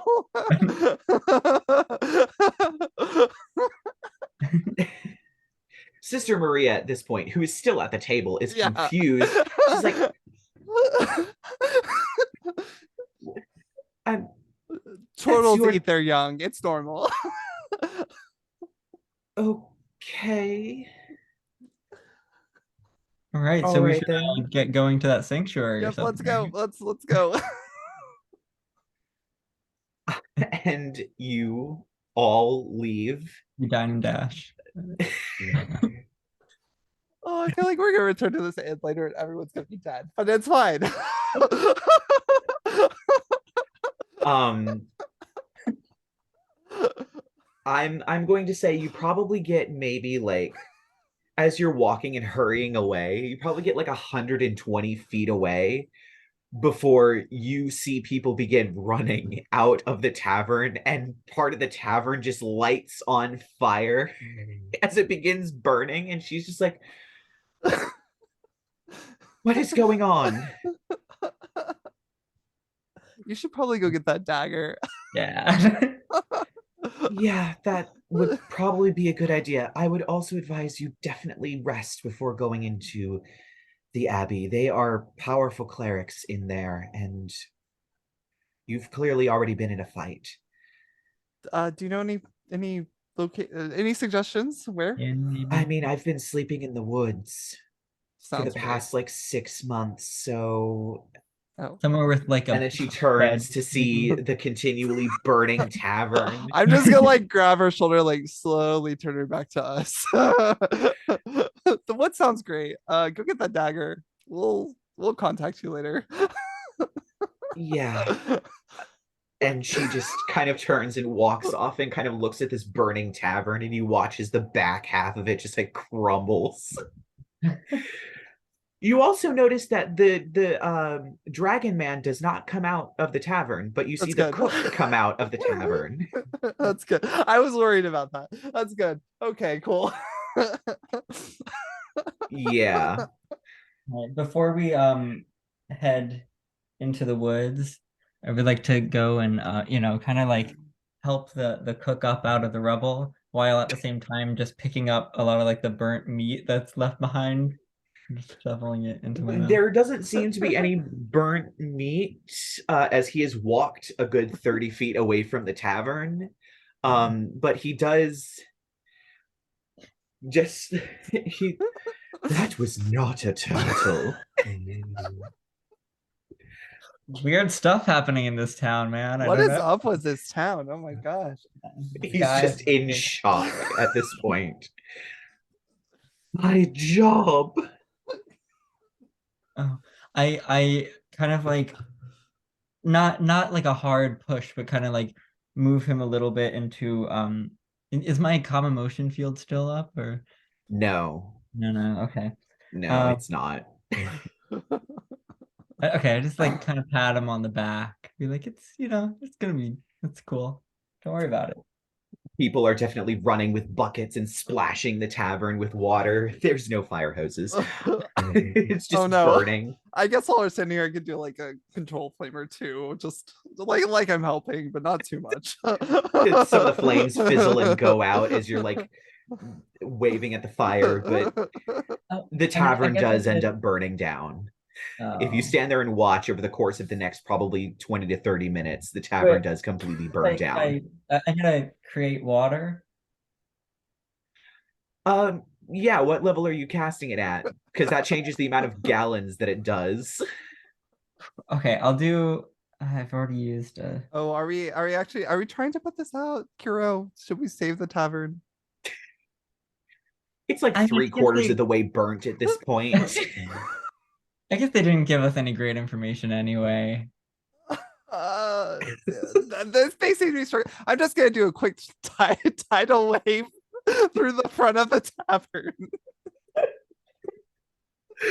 I'm gonna roll something. I'm gonna roll something. As the tidal wave crashes through the front of the tavern just there was no structural integrity, and you just It's the smash largest. the front with the water, and it just goes down. The fire does begin to go out because there's no fuel left. It was a freestanding building, and the fire didn't move anywhere. Oh, that's good. At least we didn't burn But the the town water down. through the No. front door just knocked a whole bunch of the supports out, and it just collapsed. There we go, Kiro. We saved it. There's now a like 10-foot high pile of rubble in the middle of the town, smoking, still occasionally the flames still licking up the wood from what It's little the it's fuel the is new left. it's But the front sign, the new sign. Is it still there? it seems to have been burnt in the fire. Oh no.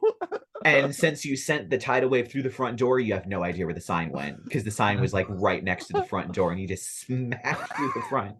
Oh You have no idea where well. the sign is. Yeah, we should Well, probably go. 3. Yeah, so you head off into the woods. I'm assuming you're going to head to the woods that's closer to the Abbey. Yeah, for sure. Yes. Um, yeah, and you head into the woods along the path a little bit as you look for a suitable place to set down camp to take a nice long rest. As you are heading down this path, you see there's a lot of posts that have been erected along the path, and there are corpses tied to them. Most of them are very, very decayed. And they Okay. look like they have been savagely beaten, stabbed, Oh my other god. such things. There is, however, a very, very fresh corpse, probably only dead a few days, hanging. It Okay. is a elf dressed in green with a cloak that looks to be made out of leaves, tied to this post as you pass by, its head just lolling down. But it seems to be the freshest corpse. All right. I say let's try to talk to it. Oh yeah. Well, I mean, Kira, that's your specialty. I'll just pull up a stump, I guess. Oh, Okay. I just have to figure out. Casting Speak with Dead. Are you Yeah. using a spell slot or are you using your item? Oh, right. I have the item. Yeah, I'm gonna use the item. All right, so spend those charges. All right. And of course, Speak with Dead, I think, takes 10 minutes to do, Okay. unless The- it's For those 10 minutes while he's doing that, I'm just gonna start druid crafting like a ring of flowers around the stake that the corpse is of on, just course, while I'm waiting. of course. Yeah, not surprised. Oh, actually, no, it's an action. Oh, never mind. I thought it was 10 minutes. It is not. Well, I'm still gonna be Um, making flowers anyways. yeah, as you're asking these 5 questions that you get, and so the head kind of pulls itself up as it kind of just stares. Okay. Okay, so my first question I'm gonna ask is what happened here? They are those who the priests of the Abbey think are heretics, people who have spoken out against them. They put them up here to be lessons to those who approach. Okay. What did you specifically do? Am I dead? Speak with Dead is interesting because it does not, the dead don't realize they're dead. Oh no. Yeah. So there's a special little section that says you're not actually calling the soul of the person back to the body, you are reanimating them, and their old memories are able to come out. Um, so they do not realize they're dead. They're unable to speculate about future events, and they don't know how they died. Great. Okay. Well, So you asking, how did you end up here, is like, what? What's going on? Oh no, it's oh god. all right. I guess that still uses up a question though. Yes, it does. All right. Let's say, do you know anything about the box from with the Tiamat's heart?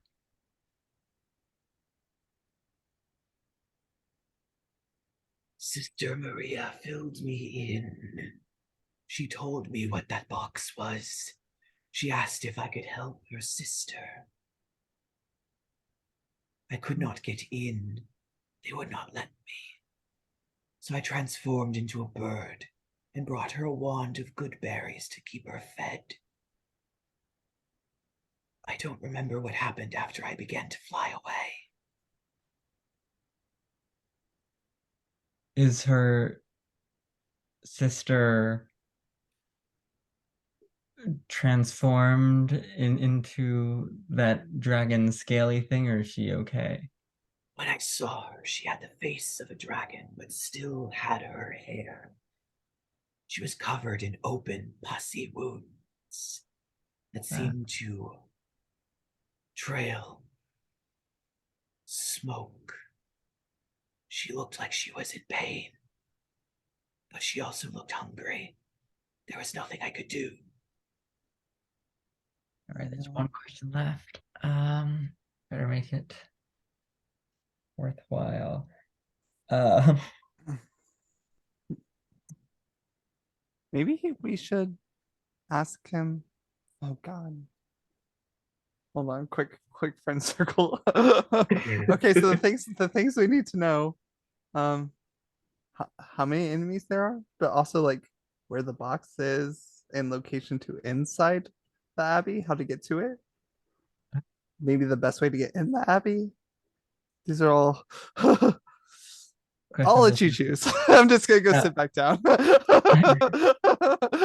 right, well, he already said he didn't know how to get in, or he couldn't get in, so he had to like pretend to be a Good call. bird. Good call. So I'm gonna ask, yeah. Right, where in the abbey is the box slash the sister? The wand through a window around back. It is in the tallest tower, but not at the top. And then the spell ends. And I will say you can see the abbey from here. It seems it is, being a cleric, you kind of know a little bit about the architecture of like cathedrals, chapels, abbeys, that sort of thing. So it's very clear that there is the sort of chapel or cathedral out front. There would be obviously a sort of courtyard or place where adherents would come through into the sanctuary, and then there's sort of exits at the back of the sanctuary that lead into the sort of actual monastery. There is a tower, it seems. Some abbeys have this for meditation or bell towers or other things like that. It could be she probably isn't in the belfry, but she might be in the same tower as it's the only tower that's there. So she's in the tower, but not at the top. She's managed to lock herself in whatever room that is. It's probably some kind of meditation room. Being close to the bells and being closer to the heavens would assist in connecting with the saint. Um, and so she's probably there, which would mean you would have to go through the monastery, where the dormitories and mess hall and possibly even the farm, if it was big enough to have one, is. Okay. Well, I say we get some rest I tonight. think that's a good call. Good call. Definitely down with that. Well, can I? Uh, should we take care of his body? I mean, he did help us. I don't want to just leave it here. Oh yeah, Just gonna leave it there. I feel bad. It helped us, Like the least we could do is put his body in the ground. we can bury him, I guess. Cool. All right. Yeah. Well, I'll cut him down. Do you have I have a shovel. Do you have a shovel? How about, Oh, um, you have like shape earth or something, right? Oh no, you used stone shape. That was it. Yeah. yeah. I mean, I also just have I have my big turtle claws I can just kind of dig out. That Very works. true. That works. You know what? Great idea. I'm gonna wild shape into a giant badger and just go to town. Enough to dig Yep. out. With your two various claws, you manage to dig a big enough grave, and you can set the druid in there and cover them up, whoever they are, and get them buried. So yeah, you bury this druid. Um, and I'm assuming you're going to be taking a nice long rest, which would mean you get everything back, all of your spell slots, your wild shape. I don't remember how many charges your item gets back every dawn, although it technically wouldn't be dawn when you all woke up because it's 8 hours, and it was probably, I'd say, maybe 11 or 12. Okay. So it'd be like 8 in the evening when you all kind of. Oh, great. We're doing this at night. Love it. It's easier to infiltrate at night, right? Yeah. Sneaky, sneaky, sneaky. Oh All gosh. right. So you all have everything back, all of your hit points. I believe you get back half of your hit die, although you didn't use them. But yeah, so as the sun is beginning to set, or at least as much as it can in Gothia, constantly covered in clouds, you all make your way up towards the abbey. There is a very, very strong smell of sulfur here. It seems to be it seems to be wafting down the mountain.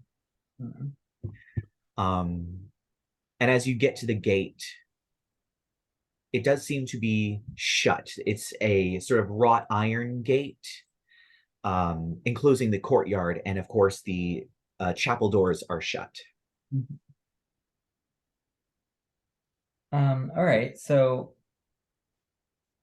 I feel like there's a few ways that we could go about this to get in. Um, but I'm wondering, maybe I should use my helm of disguise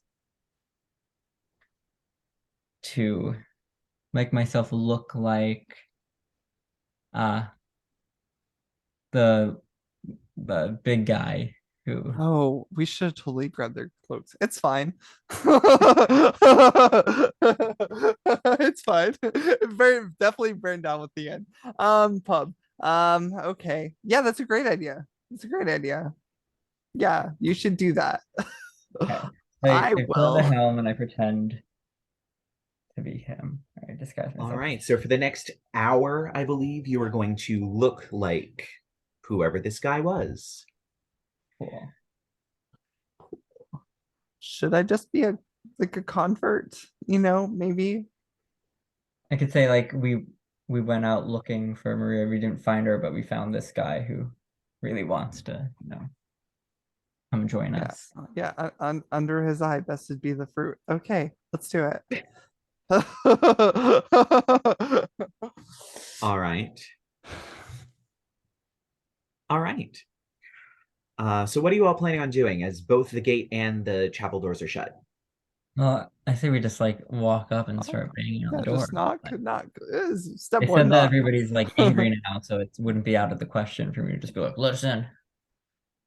I like it. All right. So you do knock and rattle the gate for a little bit. And uh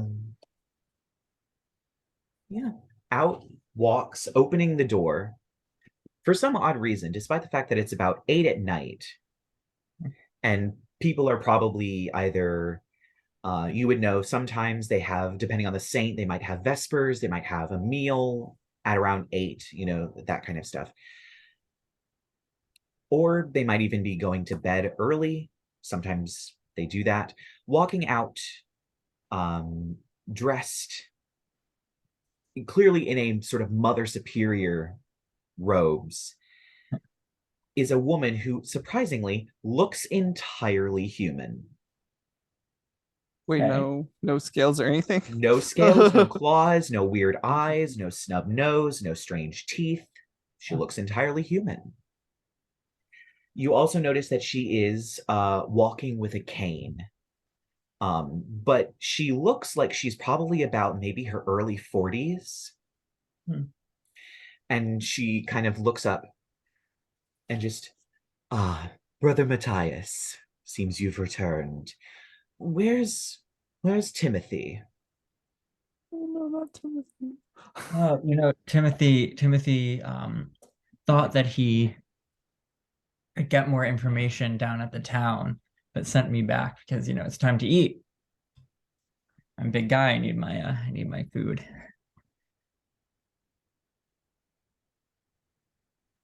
All right.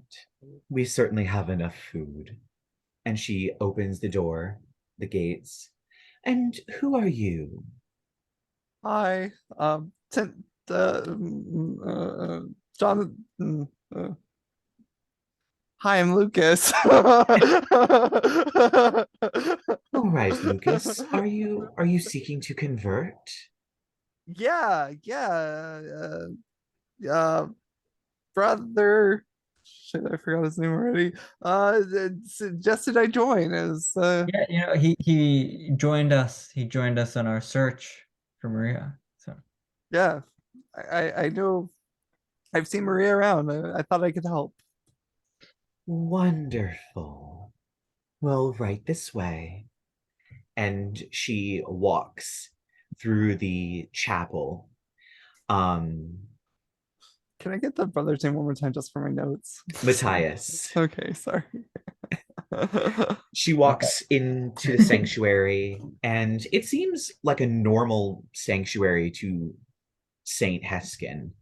But you notice that the statue at the back that would typically be there has been removed. Hmm.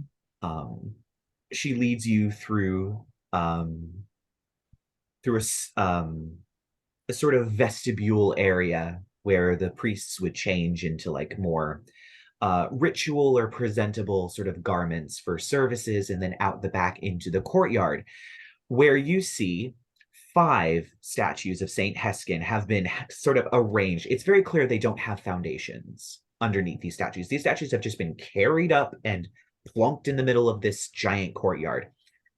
From left to right, it seems that while these statues were unpainted stone, the heads have been painted.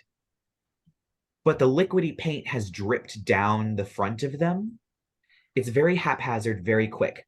From left to right, the heads have been painted black, green, red, blue, and then white. And she continues kind of walking down the path with her cane. I give Tinder a little nudge to be like, you gotta ask something. Oh It'd be weird God.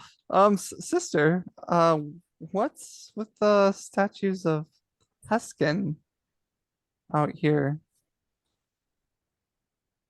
She turns and you see there's a slight irritation as she's like, "You will address me as mother." Mother, sorry.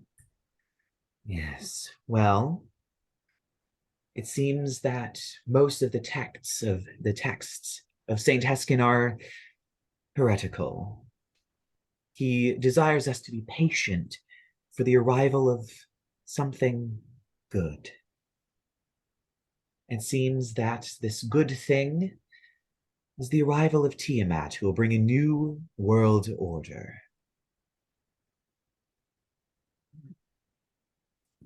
Well, blessed You'll learn more be. about that as you grow within the faith.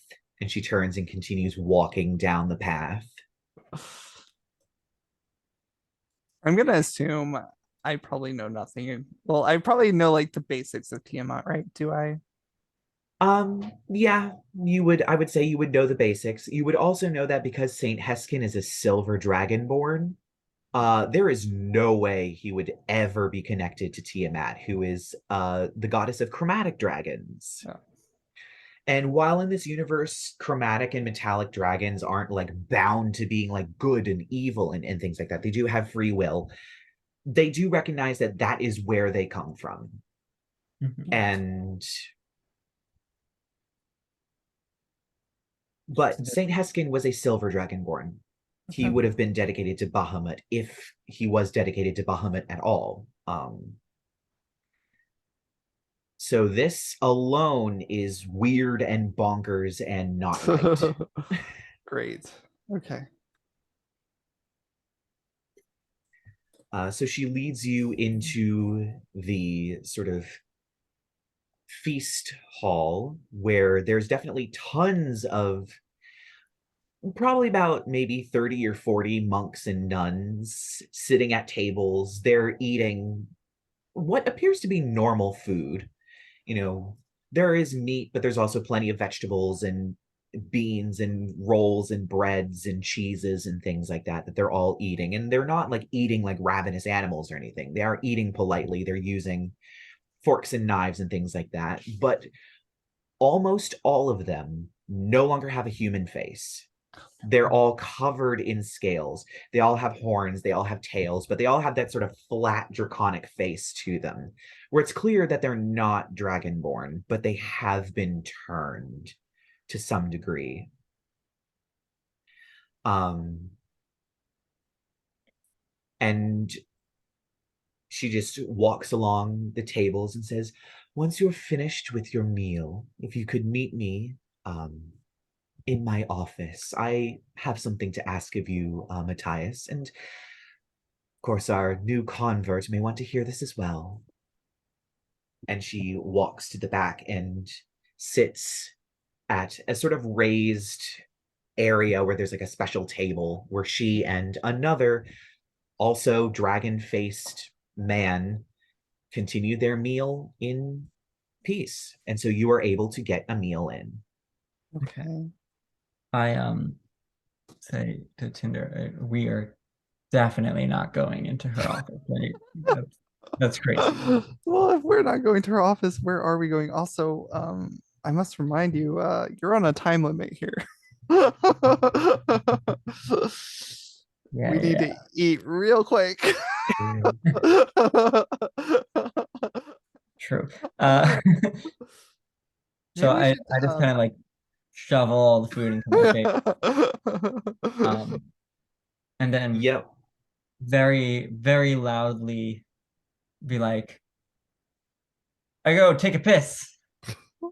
And it's like, show me where. great. I grab him and we like run off the side. All right. I'm gonna roll something. Okay. Yes. All right. So you take a side exit. Um, you come out and there's a very long, there's sort of a hallway with a left-hand turn. And because you crossed the courtyard, you saw it was kind of like a colonnade where there was the doors along one side of the dormitories where these priests would all sleep. And then there's the colonnade that looks out onto the courtyard. And it's just a long hallway. You have no idea where the bathroom is. I was just thinking Yeah. that too. I was like, they're gonna be like, he's not headed to the bathroom. Um, oh, Um, when we were going through the courtyard, I assume we saw whereabouts the tower was. Yes, so looking down the courtyard towards the mess hall, it was on the left side. Okay. so I suggest that we make that left turn and try to just like book it to the tower. Fast walk. And while we do that, I'm gonna cast um I'm gonna cast create water on the floor behind us. So if somebody comes after us, they'll like slip. Okay. Yep. There is a somewhat loud splattering noise as several gallons of water suddenly appear on the floor. Um, and you start booking it towards the tower. Um, as you kind of turn and you manage to like find it's not like maze like or anything. You can go, okay, it's in this direction, we can head in this direction. Oh, that must be the tower. We see stairs. Okay. As you get there, almost out of nowhere, Kero, you feel a tap on your shoulder and you turn and see Mother Melinda is right there behind you. Somehow you didn't see her Mhm. at all, but she's right there next to you all of a sudden. Hopefully you found the bathroom. Um, I say, really embarrassing, but I don't know if you saw, I just had a crazy accident up there. So I know we keep some towels in the tower, so I was just gonna grab some of those. Well, we do have towels up there, but now, of course, would be a good time for you to meet me in my office. Don't worry, it's up the tower. I'm sure you remember. Right, of course. Yeah. Oh, great. Of course, we're headed to our office. Yeah, of course. So she leads you, once again, her cane sort of tapping across the floor as she leads you up the tower to where there is you do see the center of this sort of tower Mhm. is a room with a door. And off to one side, there's the staircase that goes up and around. The tower is square. Um, and she leads you into her office, which has what appears to be a hatch in the ceiling. And she walks in. Well, I did want to talk to you, Brother Matthias, about possibly, and she kind of points her cane up towards the hatch, getting our dear friend out of there. She's been up there quite some time, and she's refusing to come down, as you know. Um, and she pulls out from her robes a large iron key with 5 dragon heads on it. I think it's time we open the box.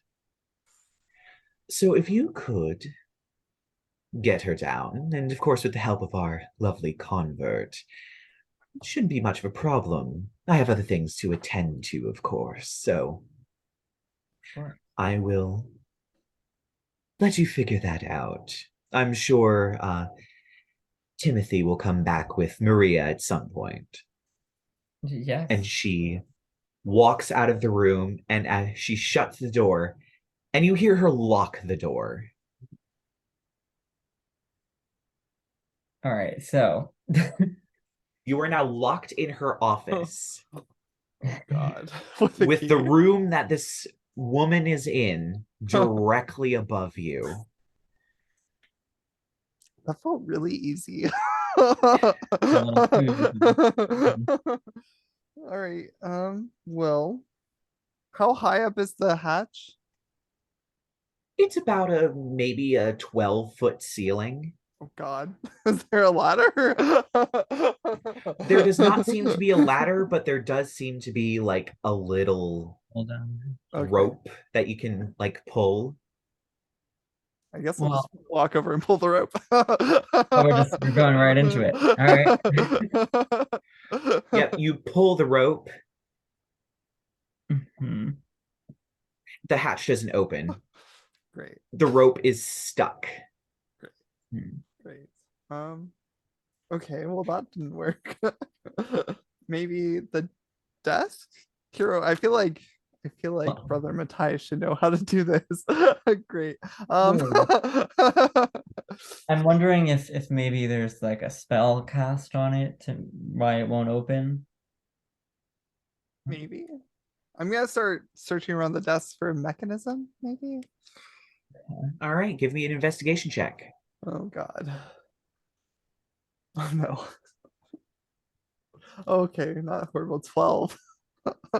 You're opening drawers, you're patting around the side of this thing. It's a very lovely desk. No mechanisms. Yeah, Kiro, I'm not finding anything. You? Um, I'm gonna try to use uh just like a level 1 dispel magic on the hatch to see if that does anything. There seems to be no magic on the hatch. Kiro, am I just weak? Kiro, you try it. You pull the string. If you'd like to, knowing that it's kind of like caught, if you'd like to make a strength check, you can. Oh I'll do no. that. Or do you Yeah, wanna yeah, I'll let you do this. You do this, Kiro. Kiro, pull. see which die? D20 plus your strength. All right, it's 13 plus 2, 15. You give the cord a good hard sort of yank, and you hear a lot of wood. Almost like someone kicked a pile of 2x4s and they just clattered everywhere as the hatch swings open, but the ladder does not come down. Looking up, it looks like there are boards shoved in between the folded ladder that's preventing the ladder from coming down. She has It barricaded was herself in here. barricaded. That makes sense. That makes sense. Great. Um, well, At this point, you hear something move upstairs. It does not sound human sized. It sounds like a very large four-legged something shuffling around upstairs. Uh, uh, Adela, right? I think that was her name. Yes, her name is Adela. I'll just pick Adela. that you? Go away! Um, Maria sent us. there's a definite pause. And then you just hear, no, no one can have the box. God, Kiro. Yeah. Well, let's see. I I say, should we just burn the wood that's above us and get in there, or do we want to go in there? What if she gets like smoke inhalation or something? There's already so much sulfur in the air. I mean, technically, Maria said it was fine if she was dead. Um, I don't want her to die. Like the box is what's important. Maria said just to save her. I'm pretty sure Maria very specifically said it's too late and she's I okay. have to save her. Okay. All right, So so there's maybe we like don't. wood just Yeah, over. she's shoved boards in between the rungs of the ladder to keep it from falling down. You do see there's like little gaps and spaces where you can see up into this incredibly dark room, but it's incredibly dark and the spaces are very tiny. But they're there. I God, I think I could get up there, Kero. I'm a bit scared about it, but I think I can do it. The only thing is I'm worried if I get up there, if I can't get you up there, and I'm just trapped with this woman.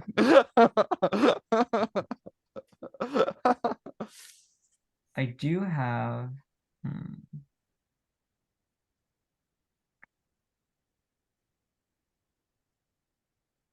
Sorry, I'm just looking at something I could use. Okay. Let's do this. I can use my stone shaping again to kind of build some stairs. I like it. Both get up. Yeah, I like that. Okay. Much better idea. That. All right. I will say, yeah, I will say the floor is stone, but it only does 5 feet. That's fine. It's only a few feet above us, right? So if It's a it's 12-foot ceiling. and 5 foot stairs, we can like that's not too bad. We can like jump and I can lift you up on my back and then oh, there we go. That works. Okay. So you spend some time molding the sort of stone slab of the floor up into a short staircase. Um,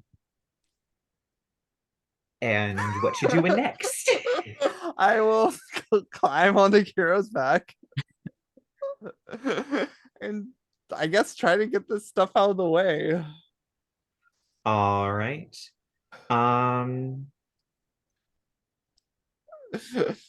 if you could, Oh, no, this is gonna be horrible. I don't know what kind of check it would be to try and figure out how to get the wood out of the way.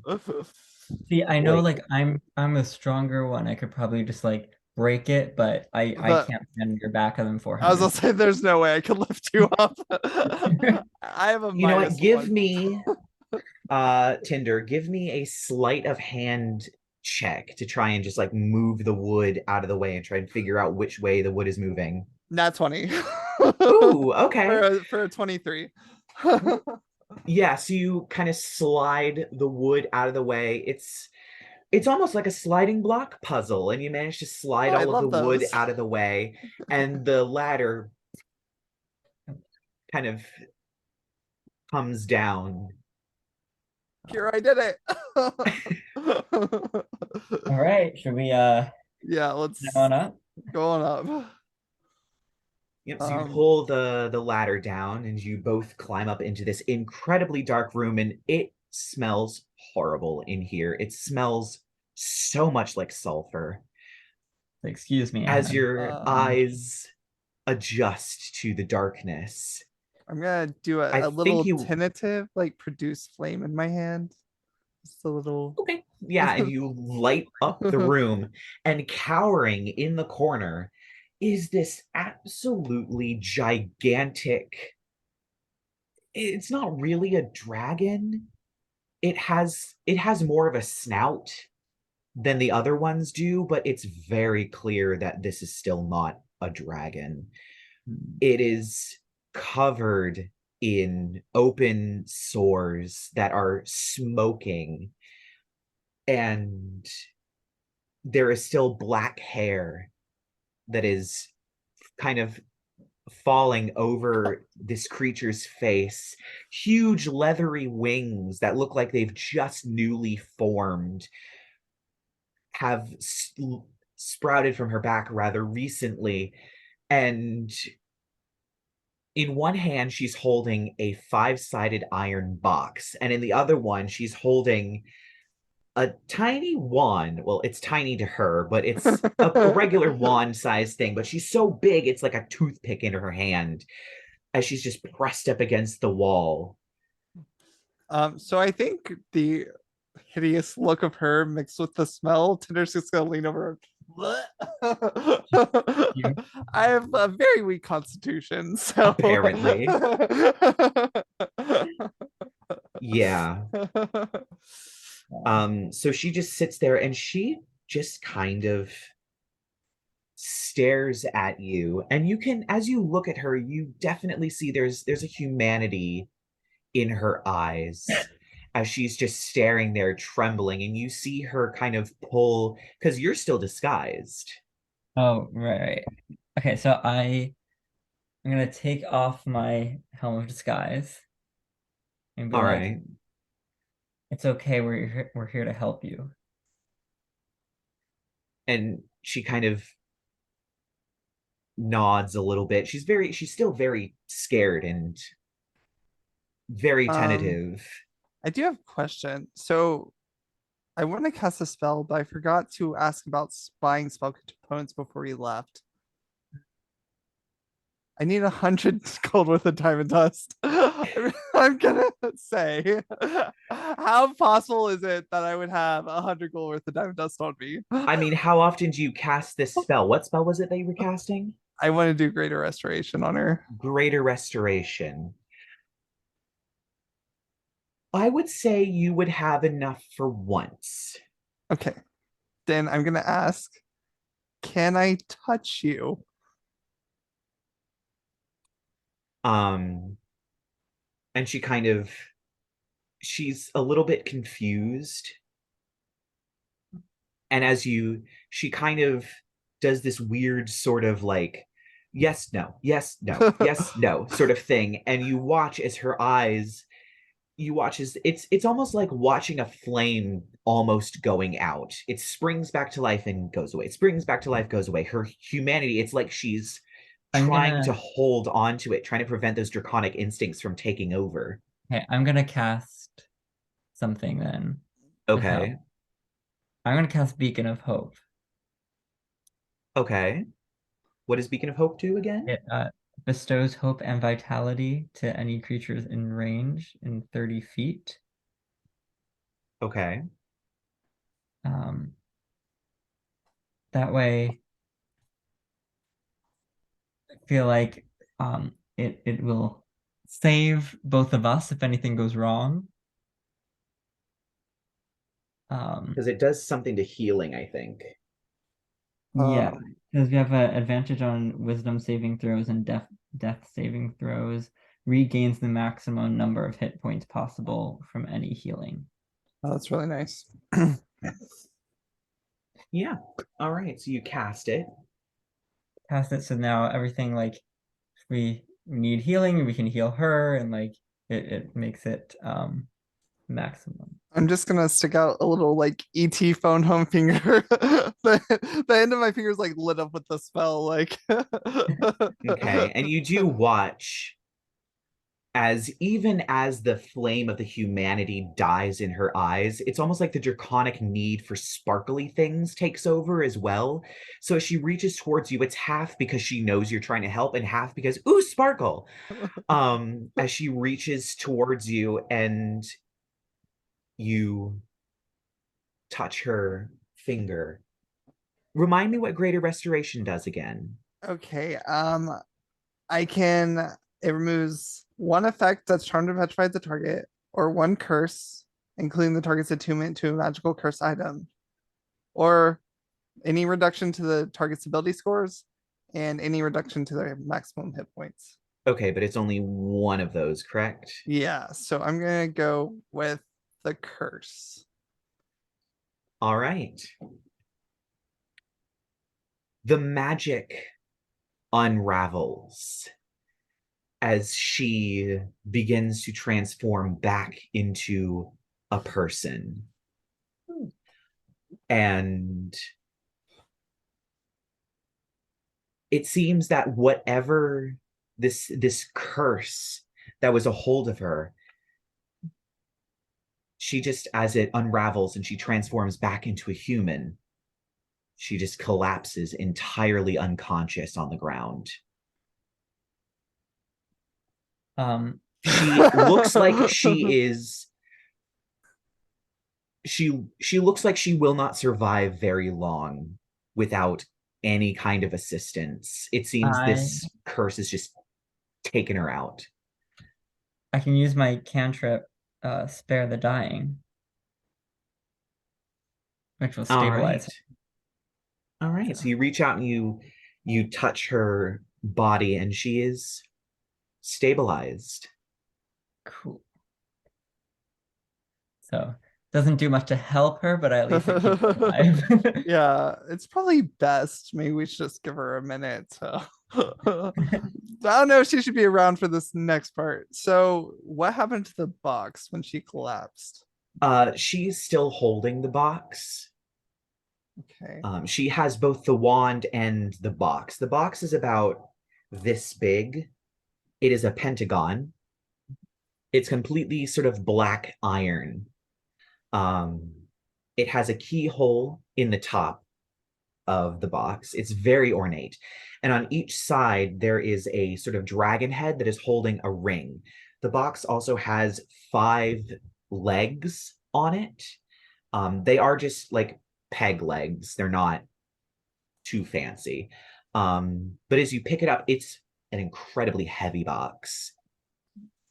Okay. I'm just gonna put my ear to it because they said a heart. I'm gonna see if I hear a heartbeat. You don't hear anything. Okay. And Kero, even as you're like moving it around, you don't feel something. Like when you move a box around, even if it's heavy, you feel something move around inside of it. There doesn't seem to be any object moving around inside of it. I'm gonna Either it's, as you shake it, nothing. This thing is either packed in there super well, or Empty.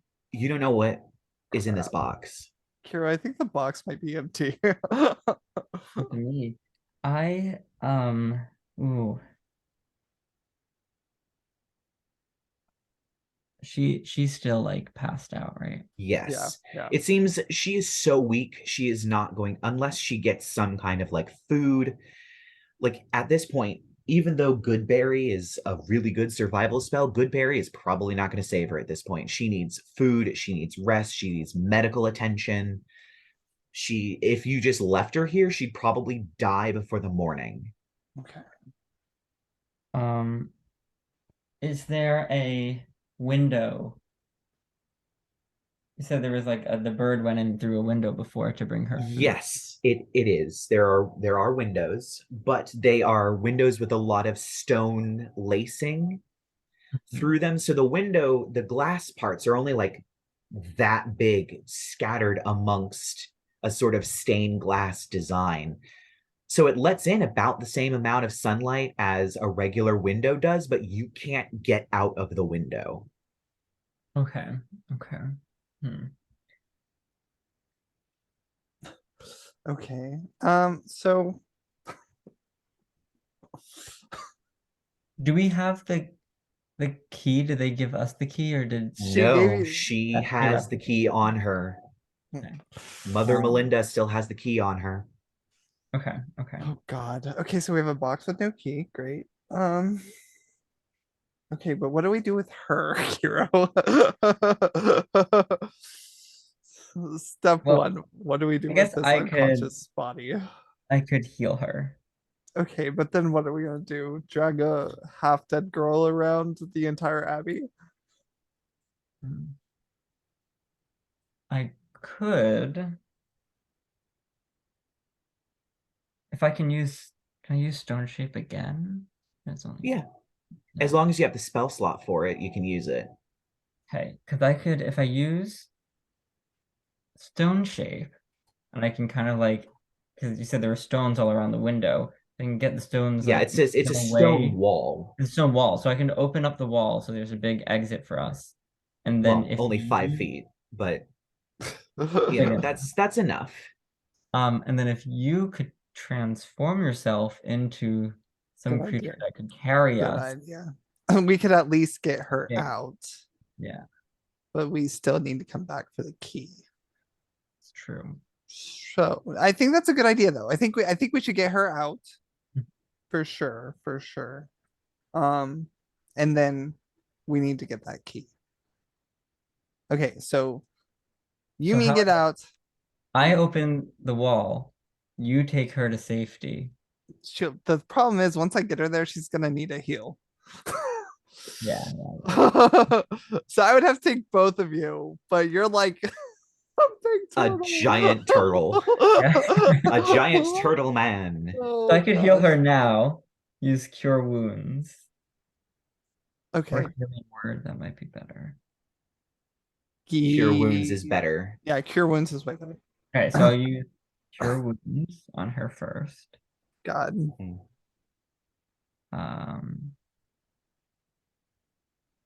The D8, right? Okay. Okay, got 6. Oh, she gets max healing.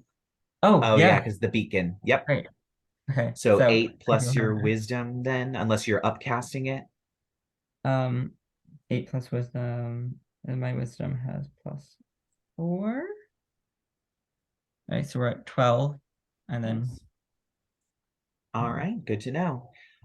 She does not wake up. The magical healing takes effect, but there is so much more that needs to happen with her. She could probably survive a lot longer now, but she still needs food. She still needs medical attention. Okay, cool. Okay, yeah, let's get her out of here and then figure out what to do from there. I just don't want her around for all this. sure. So where are you planning on taking her is the That's question. what I'm trying to that's what I'm trying to figure out in my head. I'm like, where would I even put her? How far is the Abbey from town? Um, I would say it's probably maybe around a mile, kind of also up the mountain. I could just go drop her in the town square and come back. Horrible as that sounds. You definitely could. Oh, It is like 9 o'clock at night. So like just dropping her off in the middle of town at 9 o'clock at night and hoping someone finds her. It's we don't know where Marie lives here. You know what? Let's just leave her here. Let's just leave her right here. She's safe. She'll be all Hopefully, right. yeah, hopefully no one's gonna mess with her. Yeah. It'll save you a spell slot. It'll save me a wild shape. We'll figure it out later. We're just gonna have to figure out now how to get that key. And also if we even want to open the box. I don't know, is it safe to open the box? What do we think is in it? I was wondering that too, if we should open the box outside of Maria's presence or if we should open it in front of Maria, but we're getting way ahead of ourselves. We need that key. True. Step 1. How are we gonna get the key? Oh, you know what? Let's just take the box to Mother. And just like give it to her? No, but she'll have the key on her and we will have succeeded in bringing her the box, which is what she wanted. So at least both will be in the same room. Step 1. Ooh, step okay, 2, okay. step 3, profit. Yeah. Hear me out. This might be crazy and I might actually not be able to do it. Okay. If I use my Helm of Disguise again, Uh-huh. disguise myself as this woman. What is her name? I forgot her name. The one on the floor. Adela. Adela. Disguise myself as Adela. Use my stone shape with some of the stones to try to shape something that looks like the box enough.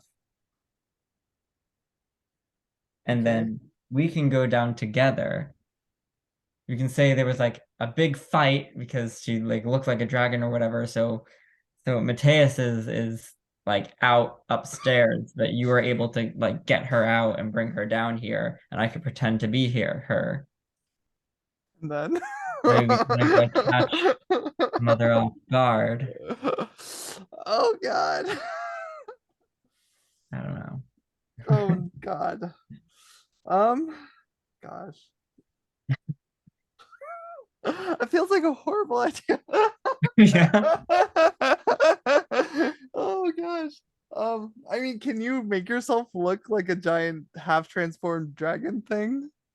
Well, I can make myself look like her as just like, Just a normal her?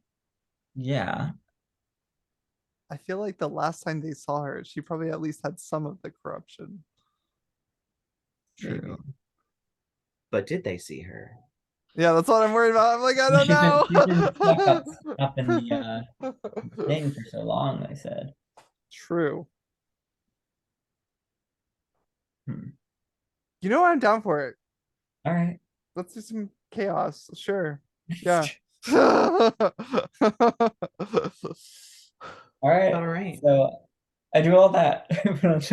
The disguise, the helm of disguise, and I And you make the little cast stone shape to make a box. Mhm. It does look like stone. It doesn't magically turn black. It's just We a copy of have the the box but made actual out of stone. stone. Wait, I'm gonna take the actual box and Uh-huh. put it inside my shell. Okay. Okay. I can like store things in there. So we have the actual box with us, and we have this because all we need to do is kind of trick her for a moment, right? Okay. All right, so we All can right. So go rude. down, I guess. Okay, hold on. Is there like a torch around or something? Not in Oh, this you know what? room. I have produced flame. Can I just like take my flame and like do a little burning on the outside of the stone to make like, like some carbon soot? Yeah. Yes, it takes like 3 minutes to do this to the entire box, but I will allow it. So now it's just a sooty black box. Awesome. At least it's black now. Oh God. Okay. Well, what are we telling her? We got the box? Well, yeah. I mean, you're bringing me down as her, and then we'll, I don't know, see what she has to say to us. Okay. That sounds good. Let's do it. Oh God. I'm gonna take the actual her and just Mhm. like just cover her with a blanket up there. So All right, fair enough. if anyone looks, they don't just immediately see her just laying there, you know? Okay, fair enough. And yeah, you walk down. You do realize you are locked in the office. She locked the door Right. behind her when she I'll just left. I'll just knock on the door. We're done. Got it. You hear some footsteps come back, and you hear the door unlock, and she opens, and she kind of looks. There's just like Oh. a stone staircase. And the ladder, and Yeah. very creative problem solving. She's back. I brought her back to her senses. Wonderful. Well, it is certainly a shame that I'm going to have to do this. And she flicks her cane, Fuck. and there's a crackle of purple lightning that strikes out at what she believes to be Sister Adela, but is actually Kero. Uh-huh. And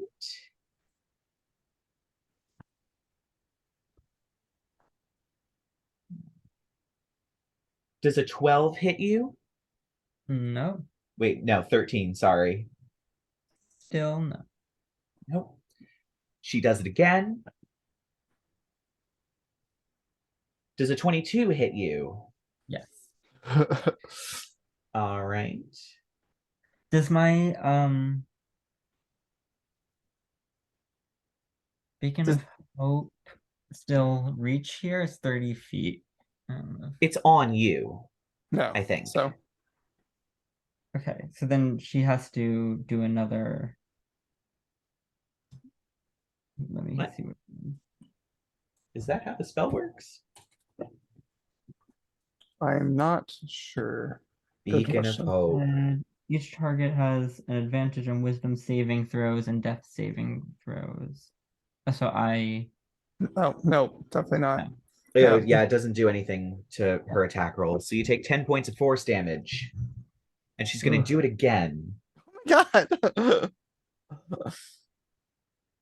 Okay. Does a 15 hit you? No. All right. So she strikes out 3 times with this, and you watch as she's like she's kind of tall for a woman. She's about 5'11". She grows to 7 feet Oh tall, God. becomes covered in purple scales. Her face changes in the exact same way. She grows a tail, and she is no longer walking with a cane. You thought you were so clever coming in here disguised. It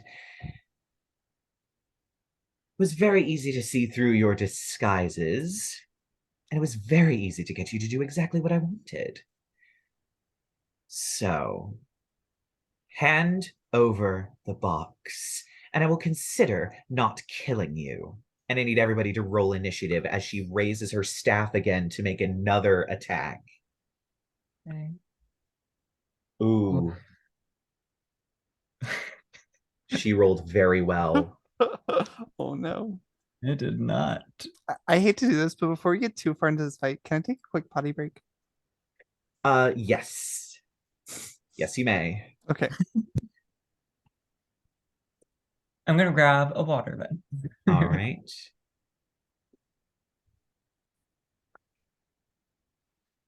All right, so we are back and we were rolling initiative. Yes. And I 10 for me. 10 for Tinder. say 2 for me. Oh no. Kero, no.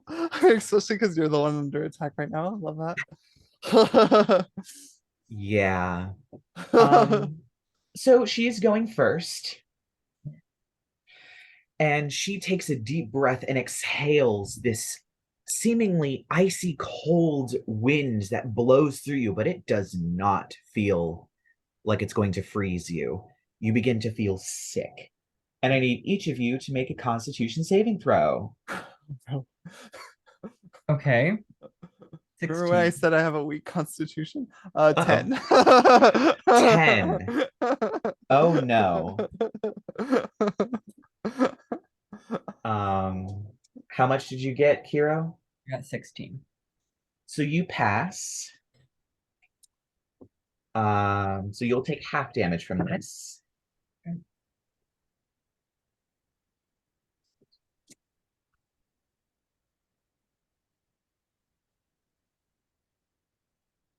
Tinder, you're going to take 26 points of poison damage and gain 1 level of exhaustion. Kero, you're going to take half of that and you do not gain a level of exhaustion. However, that is the end of her turn. So we are going to move to Kinder next. Tinder, sorry. I keep combining your names. It's your ship name. We've been shipped. It's Kinder canon. So, Tinder, it is your turn. You've just been blasted with this horribly noxious fume. And you are feeling a bit woozy. Great. Gosh.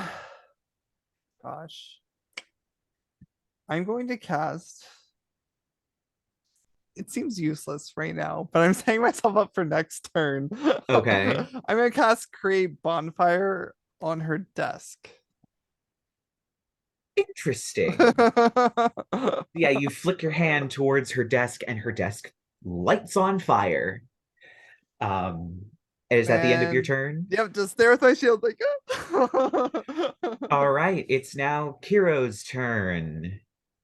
Okay. You do I have the stone box in your hand.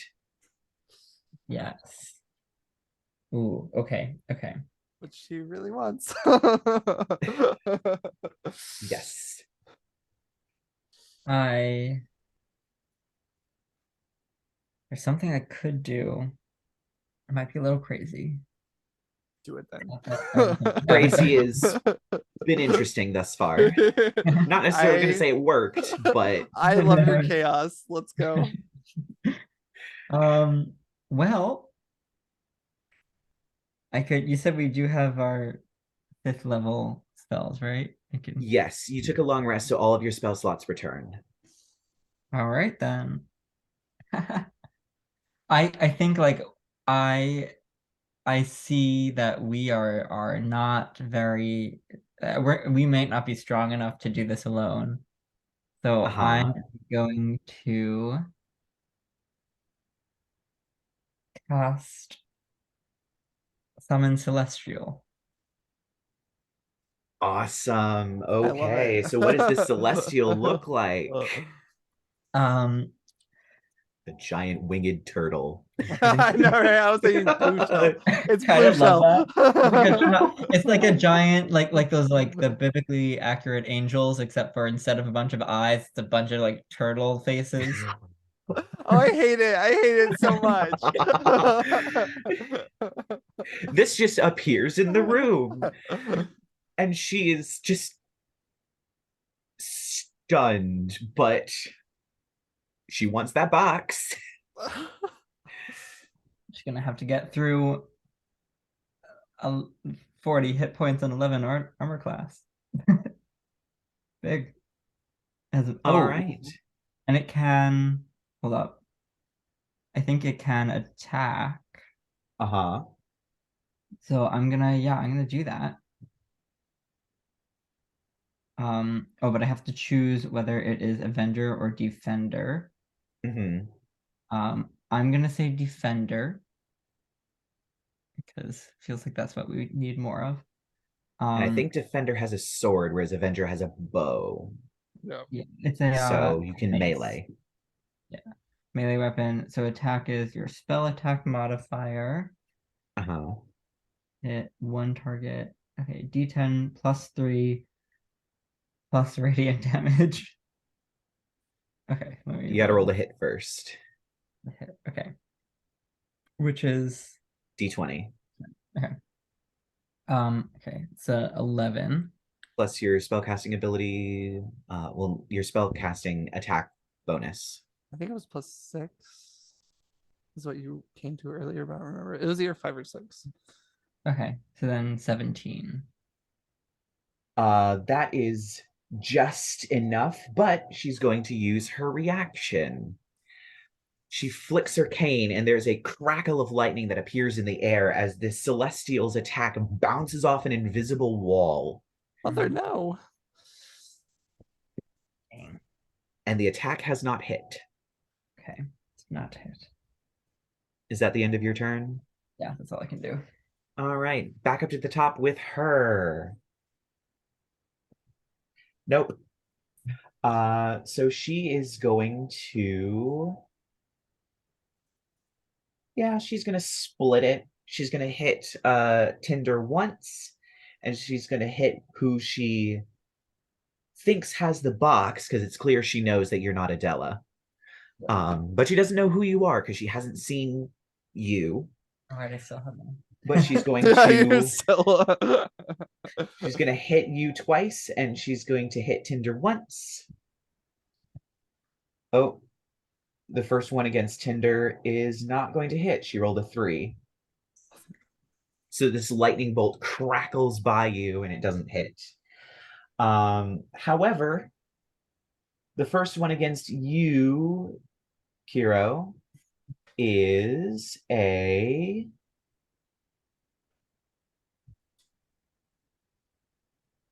25 to hit. Okay, that definitely hits. That's terrifying.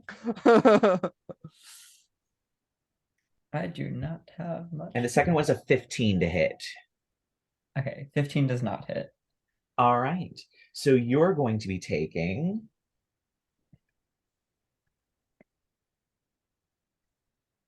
7 points of force damage as this lightning hits you. And that is the end of her turn. So next up is going to be Tynder. Okay, so I'm going to point at the bonfire and cast what is this spell called? Hold on.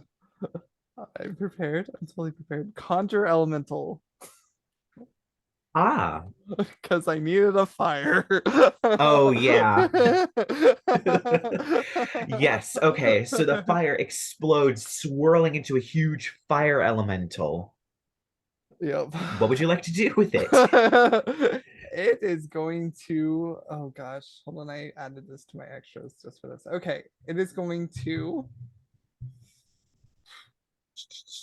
touch is the name of its attack. It's going to touch her, or try to. Uh-huh. Does a 15 touch her? It does not. Reach out and touch me. Okay. And I don't think she takes any damage if I miss. And I will what bonus action change myself into a fire elemental.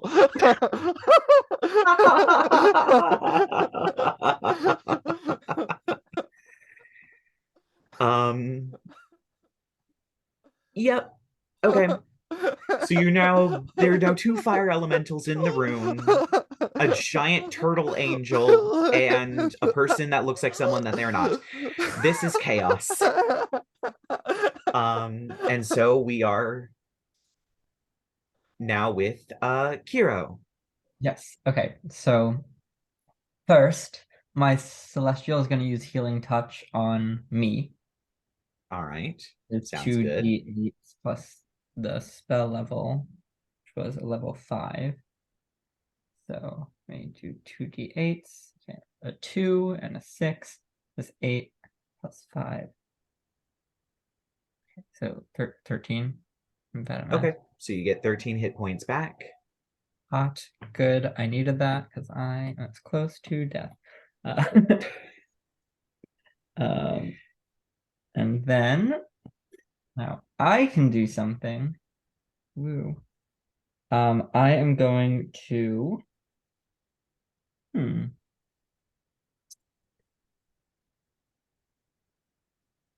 this may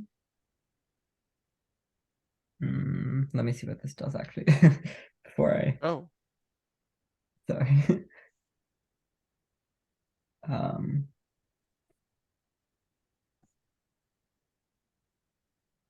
Just want to make sure. No,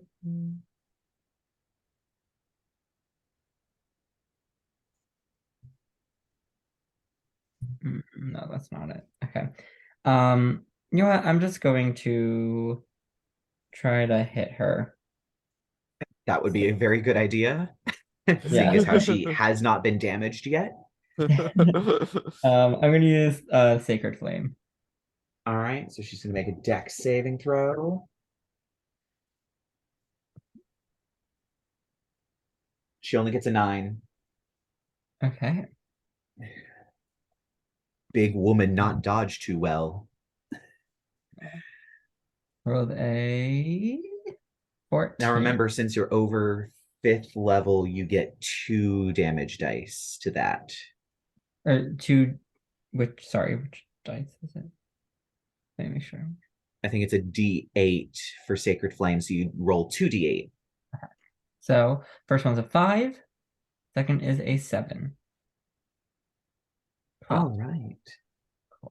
So yeah, you hit her with this divine radiance, this divine turtle shell right in the face. Yes. This flash of light, and she roars and throws up her hands. And it is her turn. Unless you have a bonus action you want to do.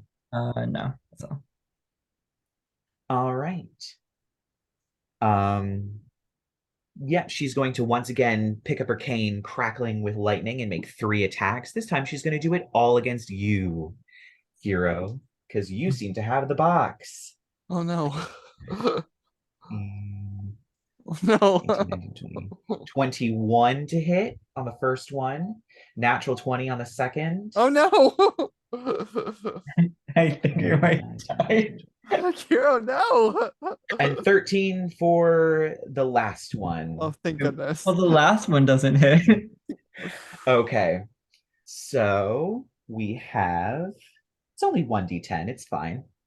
So the first one, we'll do the non-crit one. Mhm. So that's 7 points of force damage. Okay. The second one, oh, that's it's only 14 points of force damage. Are you okay? Are you still up? I think I may be dead. No, Kero. Well, if you drop to HP, you drop to 0 HP, you are not dead.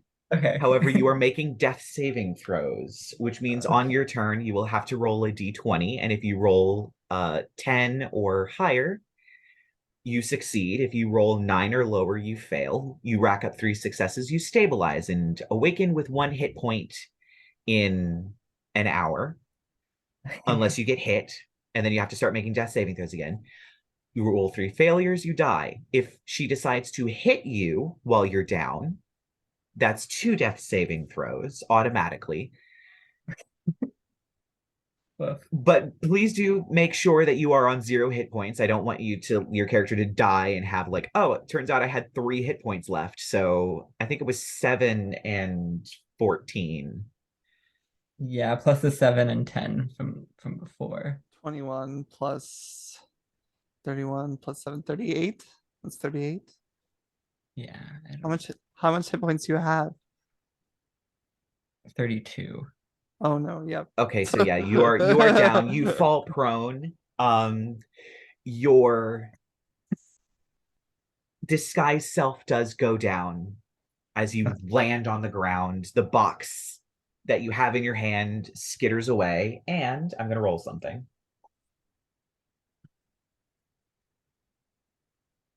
The box that you stored in your shell does not. Nice.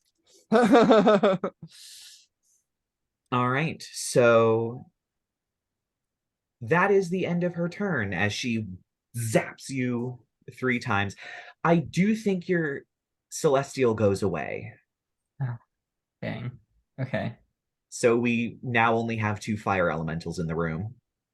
Mhm. Um, I should yeah, D20 if I.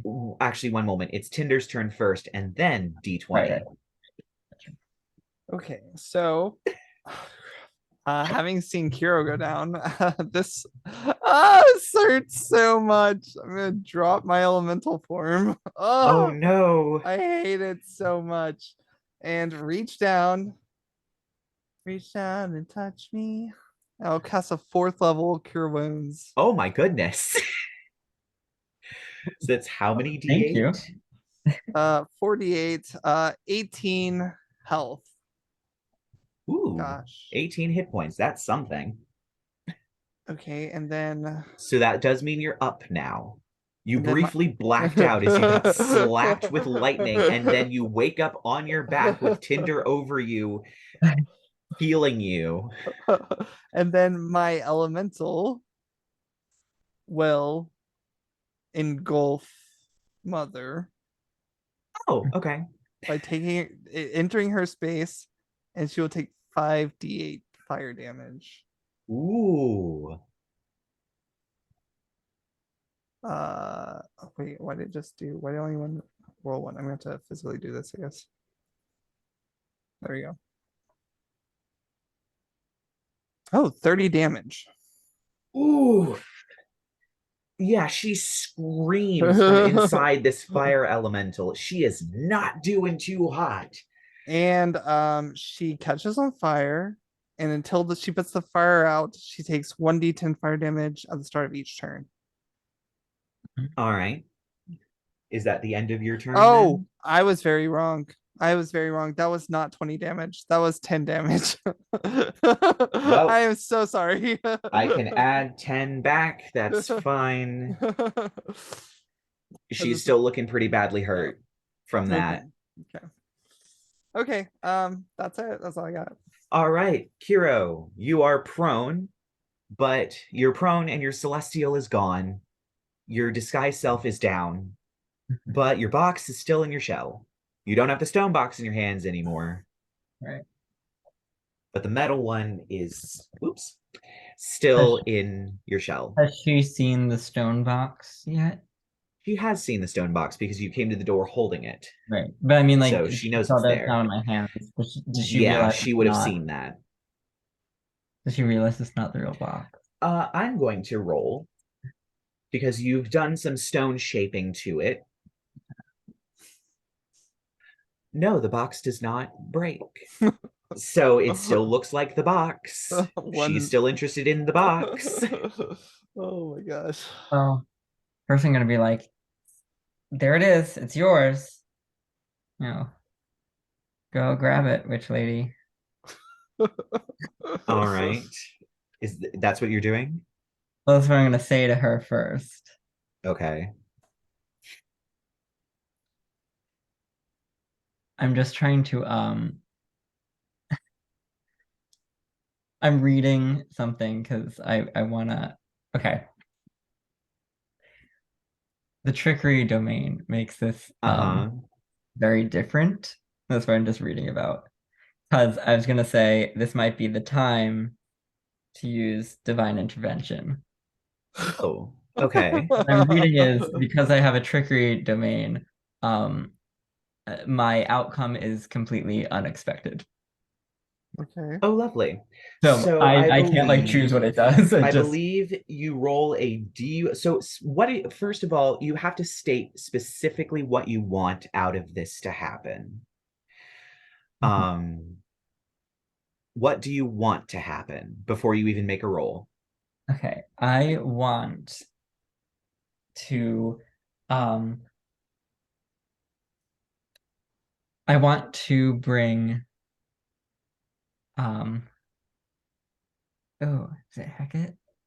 Sure. Into Who? like no, I'm saying it wrong. I can't. The god that they're all You want to worshiping. summon Saint Heskin. Yeah, Heskin. Heskin before Okay. her to like um I like it. I like it. either like stand before her and be like bow down or that he has like that power over her to just destroy her. All right. So roll me a D100, and I believe it is you have to roll under your cleric level. So you have to roll a 9 or lower on a D100 in order for this to work. Yeah. So it's a lot. You have to be so lucky. It's like a 10% chance almost. I'm just gonna do it here so we all Okay. have this. It's an Oh. 8. 88. Okay. Nope. Not at all. There is All no right. response from the great beyond. Dang. Um, and I believe is that the end of your turn? Yeah, that's all I can do. All right. And now it is her turn. She's on fire. How much damage is she taking? Because she's still So inside the elemental, as far as she I'm aware. takes 1d10 for being on fire and 1d10 for being inside the elemental. Okay, so 2d10 damage. 17. Oof. All right, yeah, she is not doing too hot as she's going to step out of the elemental so that she is not inside of it anymore. That makes sense. And she's going to she casts Mage Hand and sends it out to grab the box and bring it back to her, the stone one on the ground. And as it brings it back and she grabs it, she looks at it for a moment as she seems to realize this is not the box. And you see a rage begin to build in her eyes, but it's the end of her turn. It's just soot. She's like, it's just soot. You do see her take her hand off of it, and there's like a handprint in the soot, and this just shows the stone. And she looks at both of you with the rage building in her eyes. And that is the end of her turn, and we're going to go to Tynder. At the top of your turn, you hear Sister Maria in your head. I've found the dagger. I'm coming in right now. And that's all you hear. Oh God. Oh God. Okay. Okay. She's You on the can way. respond to her with 25 words or less. We're in Mother Maria's office. We're in a scuffle. She's trying to kill us. Your sister's fine.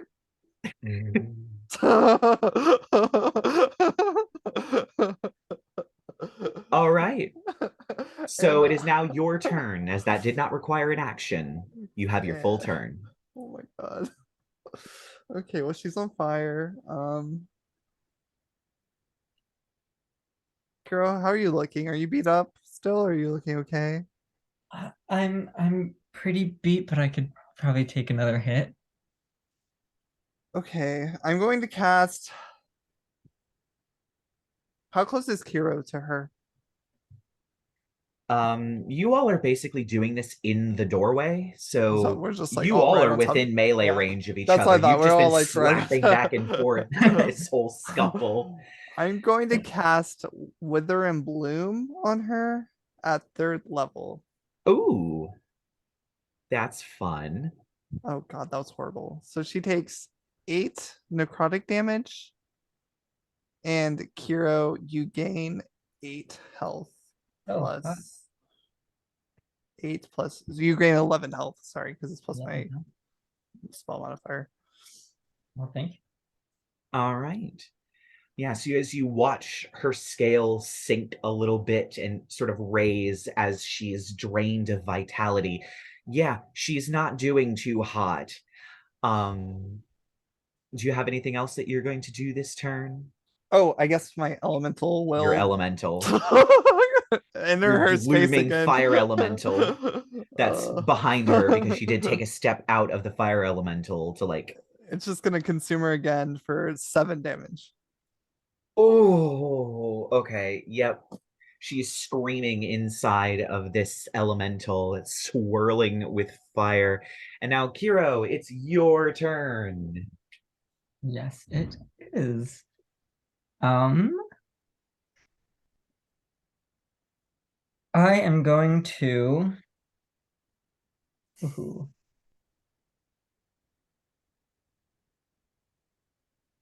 Okay, I'm going to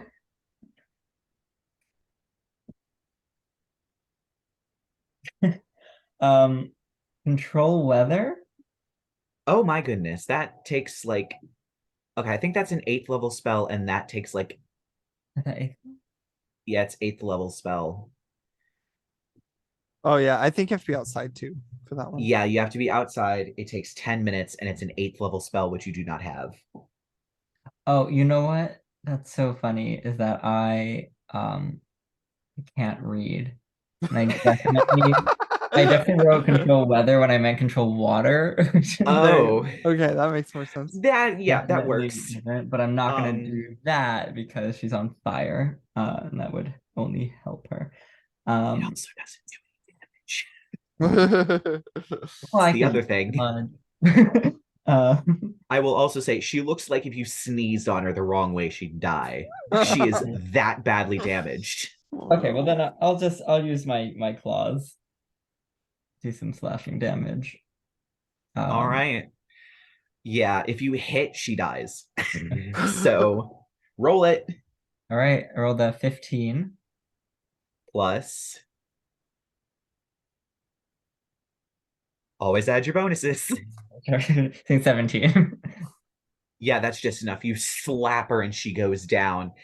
As she does, however, lightning crackles across her skin and explodes outward. I need the fire elemental and you two to make a dexterity saving throw. Okay. Ooh.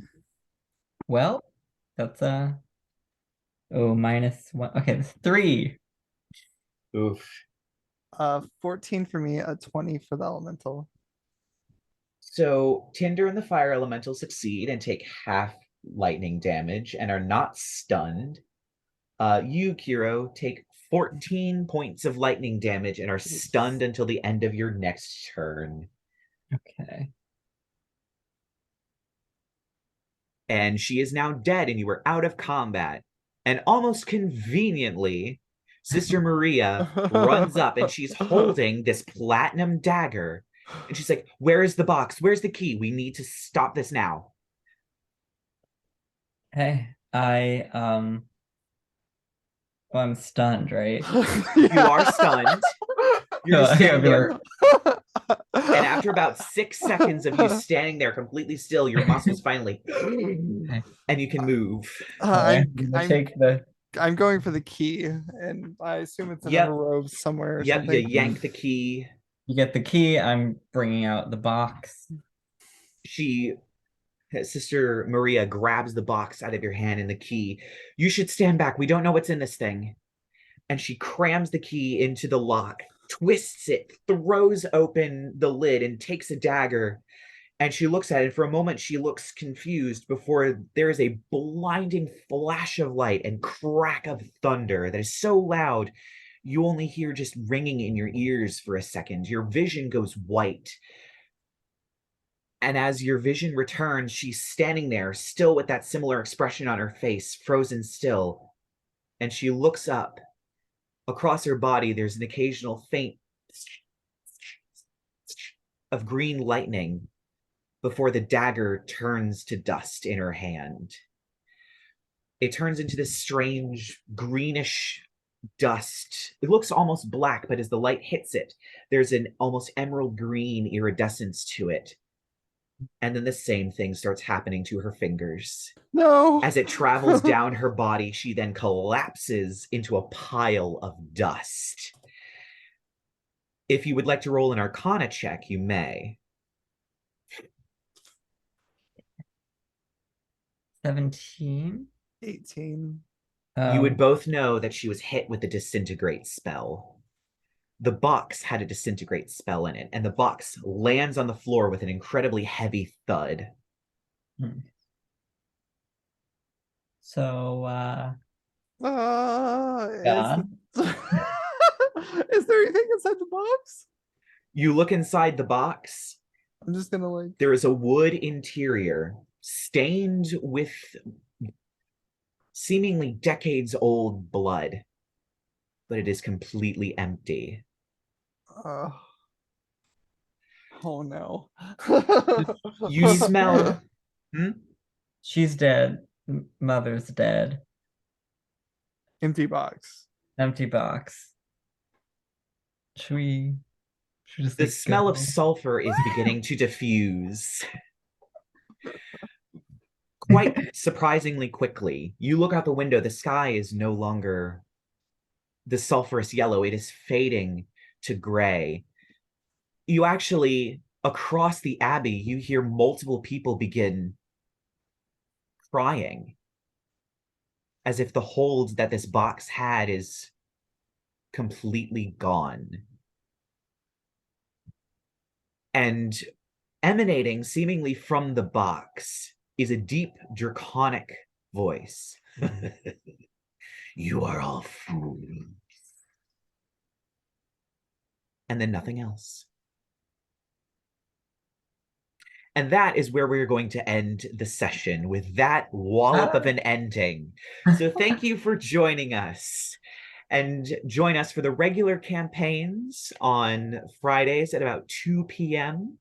And keep an eye out for other one-shots.